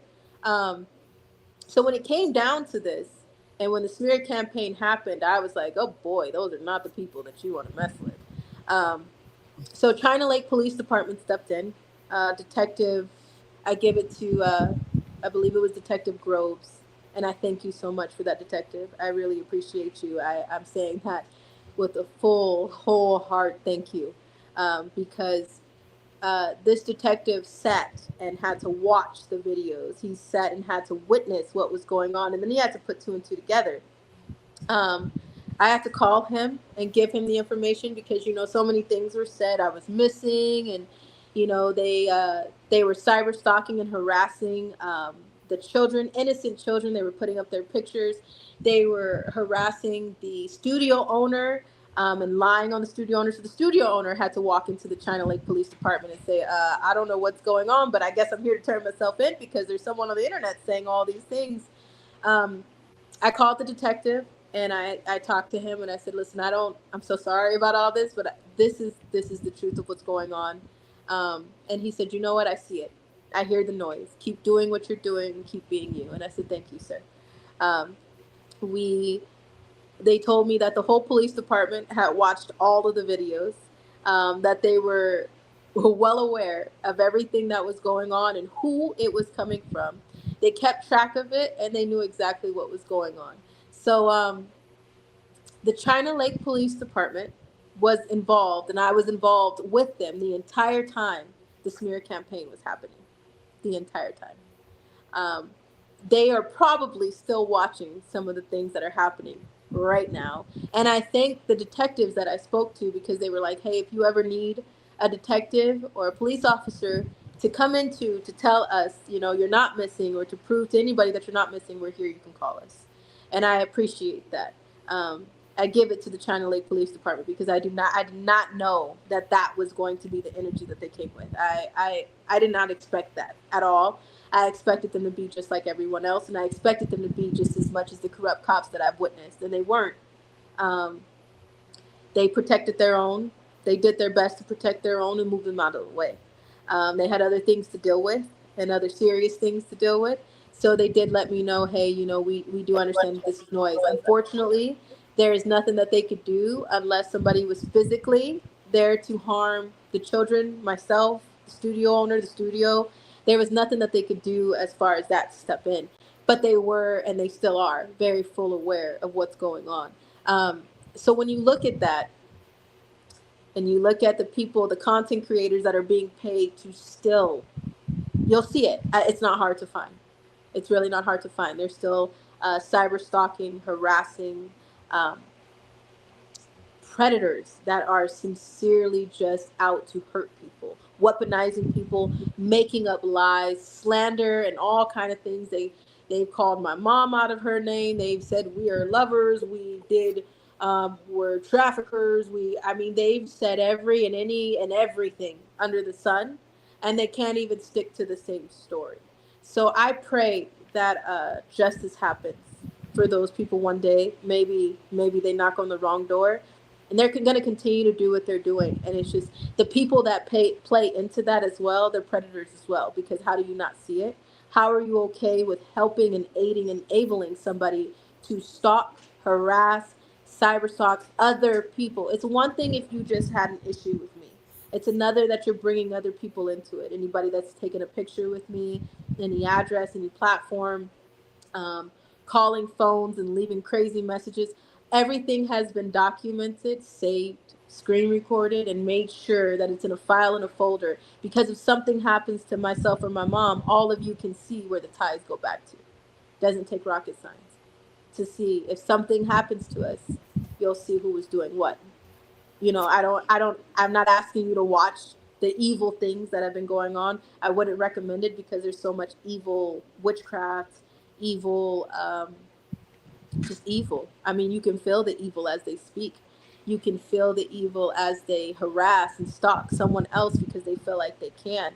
But the second that someone mentions their real name or says something about what they're doing, I didn't do anything, but then what explains what you've been doing since September 2024? Since January of 2025, right now, it's happening right now. I'm sure they're so it's an obsession to prey, and I mean PREY, not PRAY, on innocent people. If it's just about me and you just can't understand, it would be just about me. But no, it's too late for that. They've already preyed, stalked, harassed, and made up stories and so many other things about other people. How do you not see the evil that's right in front of you? If it was just about they didn't understand, then it would just be a I don't understand and content like that. No, it's literally stalking, harassing, preying, and weaponizing people if they see us in the street. We just ran into 290s yesterday. Shout out to Keon and hi Keon. Um, and I'm so sorry, I'm drawing a blank. What was her name? Well, I feel like her name was Yvette. I'm so sorry. It was so loud around me, and I handed her a bracelet, and I said thank you, and I said hello. She's like, I know you. I know you. um, but and if you imagine the type of people that they're weaponizing and telling people to hurt us and kill us and lying on us and saying all these things, if somebody actually did something, then what? They can't even stick to a story. So I challenge you to just take a second to step back and see the similarities, not just from the elite side, but from all the way from the bottom, the middle, and then you'll understand what's going on at the top. Won't be so confusing after that when you really take a look at what's happening. The reports that are out, the information that's out, the information that's been out. Stop for a second and say, hold on, why is all of this information? Why does all of this information have a pattern? How come these people have never met each other and they're coming from all different areas saying the same exact thing? And then all of a sudden, when it gets too close to the truth about children, it's shut down, covered up, and hidden. It's really not that much it's not rocket science. It's just, what are you willing to do? It's not, everybody's always like, what can I do? What are you willing to do? Big difference. And for the record again, stop asking Allie what she's doing, because look, this is what she's doing. This is her part, right?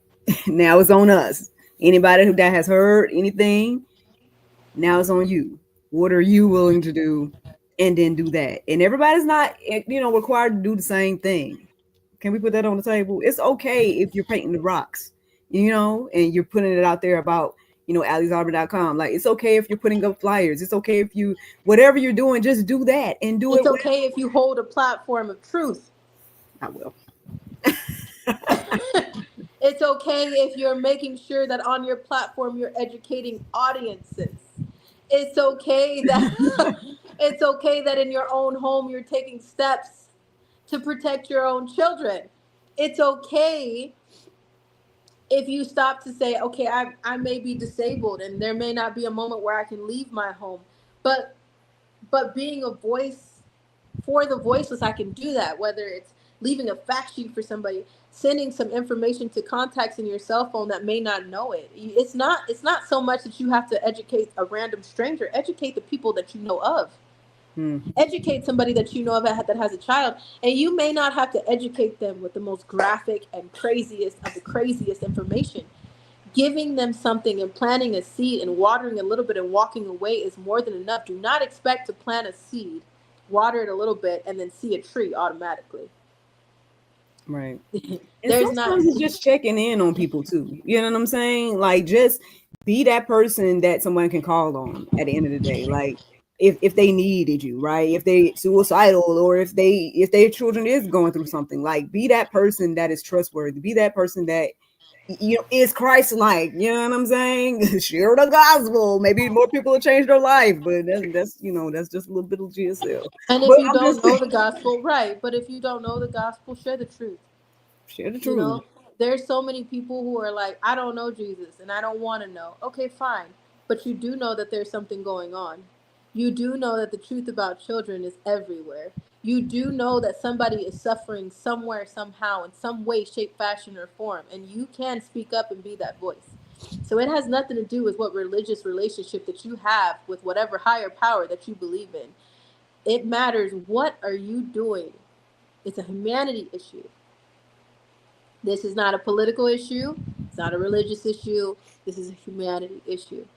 And we are the first responders. As you can tell, there's no one else coming. There's no one coming. And the people that you should be able to call on, they're hiding it, covering it up, making it okay, and telling you to go back to sleep. So what are you going to do about it? Look, that's I a think mic we drop had if I 3 ever heard hours. one. Look, that's good. That's a mic drop if I ever heard one. I think we had 3 hours. I think we should. I know there's some people who are like, I'm still trying to understand the first half of this interview. Me too. Well, listen, it's always a blessing to talk to you. Like I said, you're welcome anytime here, and thank you. Thank you for everything you've done. No, thank Um, you. I guess, I mean, you know, look, somebody said go rest, Allie. Look, sound like somebody else that talked to you earlier. You know, I know that some of you in the chat saw Miracle tell me to go to sleep. And then she even said, I'm going to tell on you. Mm-hmm. I'm going to tag your dad. And I'm going to tell him that Yep. you're not going to sleep. And, you know, you were right. Look, she ain't go to sleep. The lady probably ain't ate nothing all day. Look. I haven't had sleep in a few days, and my mom even told me, she's like, you know, you seem more than hangry, and that's true, absolutely true. I need a fewer 4 hours more than what I've been getting, so I thank God that we are in this space, and I should go take a nap. Yes, please. And eat something good, you know what I'm saying? Yeah, I've only had boiled eggs and tuna, but that's great. I mean, it's doing something better because my stomach is a mess after everything that's been going on. So I can't eat, and I have not been sleeping, and my nightmares have been kicking my arse. So you're right. You were absolutely right. So for the record, of anybody who's seen Miracle in the chat telling me to go night night, she was right. She was right. Look, I'm gonna be praying that you sleep sweet and have sweet dreams, Dan. Yeah, and I also want to say something before we go. Miracle, your platform is a miracle. And I understand that some people are seeing people sell our truth people are seeing. I don't know how many people it takes for people to see, like on YouTube, there are people that are replaying my live videos to get money for my truth. They have not talked to me. I know of a live event someone did. I think it was a general. He did a live event and he was charging everybody $40 a ticket. He had a bunch of people in the room, and one of those people contacted me, and she was like excited about it. Like, I just went to this event and I paid $40, and I saw your video. No one asked me if they could use that video. No one called me to say, hey, I'm going to use the video. No one gave me a screw you, I'm going to use the video. No one told me, hey, we're charging people $40 a person to come in and sit in this live event. Is it okay with you? Can we give you any assistance? Even if I said no, no one called me and asked me if they could do that. I have given the permission to Miracle to share my truth, and she is the only platform next to a platform. Tez Moses, I gave Tez the permission to share my information, and they did a few videos on me. There's no one else that I can Candy Creator, she's another one. She is bilingual and she does the truth in Spanish and subtitles in English. I gave her permission to use my content. There is no one else that I have gave that permission to. There are people who are trying to get you wrapped up in chaos and confusion and telling you to tap the screen and pay me money to tell you lies, to tell you how to weaponize you, to be a predator and prey on innocent people. And there's people helping them prey on innocent people. That's called trafficking. You're selling the truth. Now, there are some platforms that are monetized, and I don't agree with people that are selling the truth and you don't see anything coming from it. Miracle, I know your platform is monetized, and I appreciate you for giving me this platform, for asking for my permission, for wondering about my safety, and for doing everything that you can to spread the truth and to tell the truth. Not one person is doing that, but the people that are so concerned about what you're doing are the same people who are taking a part in enabling trafficking from somebody else's platform. Those are the people who are usually attacking you. They've paid money. Their wallets have been raked by somebody causing chaos, confusion, and lies. And they feel stupid because they're paying somebody else to traffic me, my voice, and my pain. I am saying it right now for whatever record that I need to say it for, that I thank you, Miracle, for everything that you have done. I know that you have a monetized platform, and I appreciate you for telling the truth and not selling the truth, because I know damn well that's not what you're doing. And I know that there's going to be so many comments that come in anyways to try to tell you something, but nobody keeps that same energy for those who are selling the truth about children. If you're going to have that energy for Miracle, then you better have that energy for everybody else that is selling the truth and selling my truth and my pain. There are impersonators on a TikTok account. There is somebody that's calling themselves Allie Carter Official. There is somebody that is, I think the username is Justice for Survivors or something like that.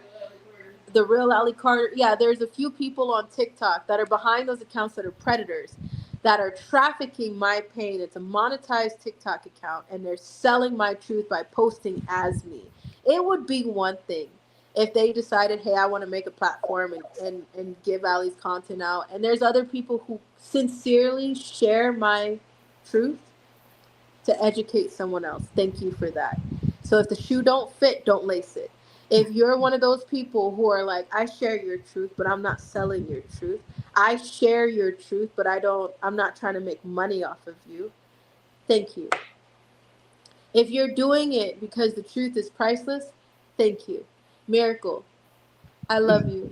And I know that there is not a bone in your body that is trying to sell me or enable trafficking. So those comments that you're getting, I apologize, but you're not the company that those people try to keep.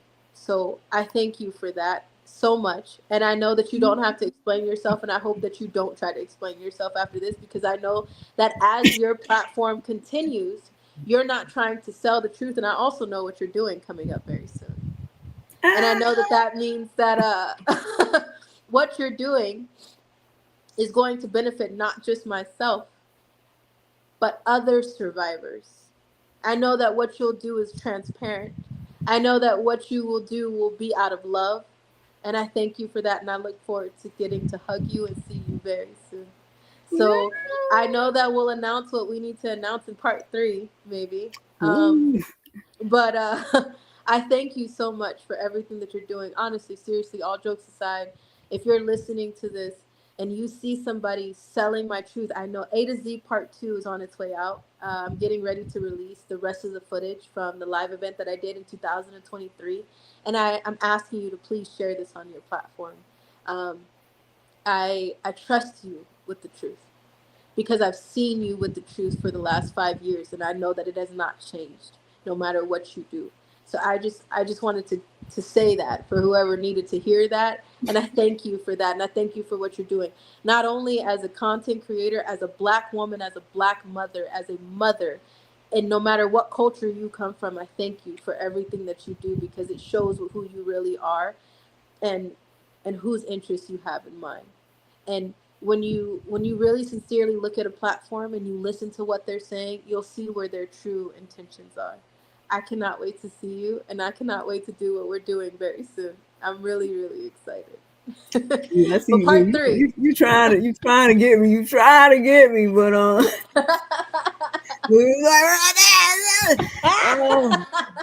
oh Lord. Well, thank you for saying that. I know Thank I've you. been, you know me. I mean, the I over know. explaining thing and stuff like that. I guess I got that too sometimes, and I've been trying to just address it and head forward and be open, honest, and transparent as we always have been here. And I've been saying the same thing too. I'm like, do y'all there's people just sharing it and getting way more views than us and don't even know her at all. Like, I mean, but regardless of that, I mean, there's no way that I could like make anything from this without like giving my first fruits. And so I tell people here all the time, like my first fruits goes directly to this fight. Like there's no way I could be receiving something from this fight and then not give towards this fight. You know what I'm saying? So, I hope that eases people's minds. I know I can't, you know what I'm saying, make people believe this or that. I know you can't help But everybody understand the truth. You can only give them the truth, and I'm giving the people the same truth, and I hope that the people that get it. I'm not talking to those that don't get it because you're exhausting, you're weak, you're senseless, you're mindless, and the people that go towards that type of information, I see where your heart is. You don't have one, and if you do, I see that empty space is for evil. So I'm not. I already know that, and I'm not even trying to go back and forth with them. I could only feel that some of them are in the comments right now. I can yeah, only imagine. So and for you, shame on you. I pray that nothing ever touches your front backyard or in your home of what we just talked about today. I sincerely don't wish that on my worst enemy, but I do pray for your wake up call. I really sincerely pray for your wake up call. For those who get it, thank you so much to the GSL team that helps with the videos, the GSL team that have stood by Miracle and helped her make the miracles that have happened on this platform happen. Thank you so much. No matter if you sit overseas or no matter if you are right in her neighborhood, thank you so much for making the things happen on this platform that you have. I admire you and I trust you all with the truth. So when we sign off, I hope that people can stay on here and grab the truth from this platform. Understand that no matter what, the truth will come from this platform because Miracle, I trust you. and that means the world. Like I know that I don't take that lightly. I tell you every time we talk, but I'm like, I don't say that a knowing what you've lot. been through and things of that nature, like the fact that there's any love, trust, whatever the case may be, I don't take that lightly at all, and I appreciate it. And let me go on and go before you get me. Oh. But they ain't, So all right, well I'm done. You know what I'm saying? Whatever. We finish Can as we we pray do. before we go? I know some people don't pray. Stop it. I know some. I know some people don't want to pray, but can we? Do you mind praying before we head out? I do not mind at all. Lord, I just want to say thank you, Lord. Thank you for this day. Thank you for my beautiful sister Allie. Thank you for Mama Shelly. Thank you for everything that we've been able to discuss tonight, Lord. I just pray that it reaches the right people, that they are encouraged and inspired to do wonderful things in your name, and then wonderful things in this fight, Lord, to stand up, to speak for the voiceless and be an advocate for the children. And Lord, we just thank you for this opportunity, Lord, to just be your hands and feet in this world and just lead us and guide us in what you want us to do and how you want us to do it. In Jesus' name I pray. Amen. In Jesus' mighty name. Amen. All right, love. Part 3, but so much to come, right? Hey, yes, excited. I'm excited. Look, I'm gonna put your little outro. Look, I got special alley intro, special alley outro. You ready? God bless y'all. I love y'all so much, and we'll see y'all soon. Bye. I know you don't love me.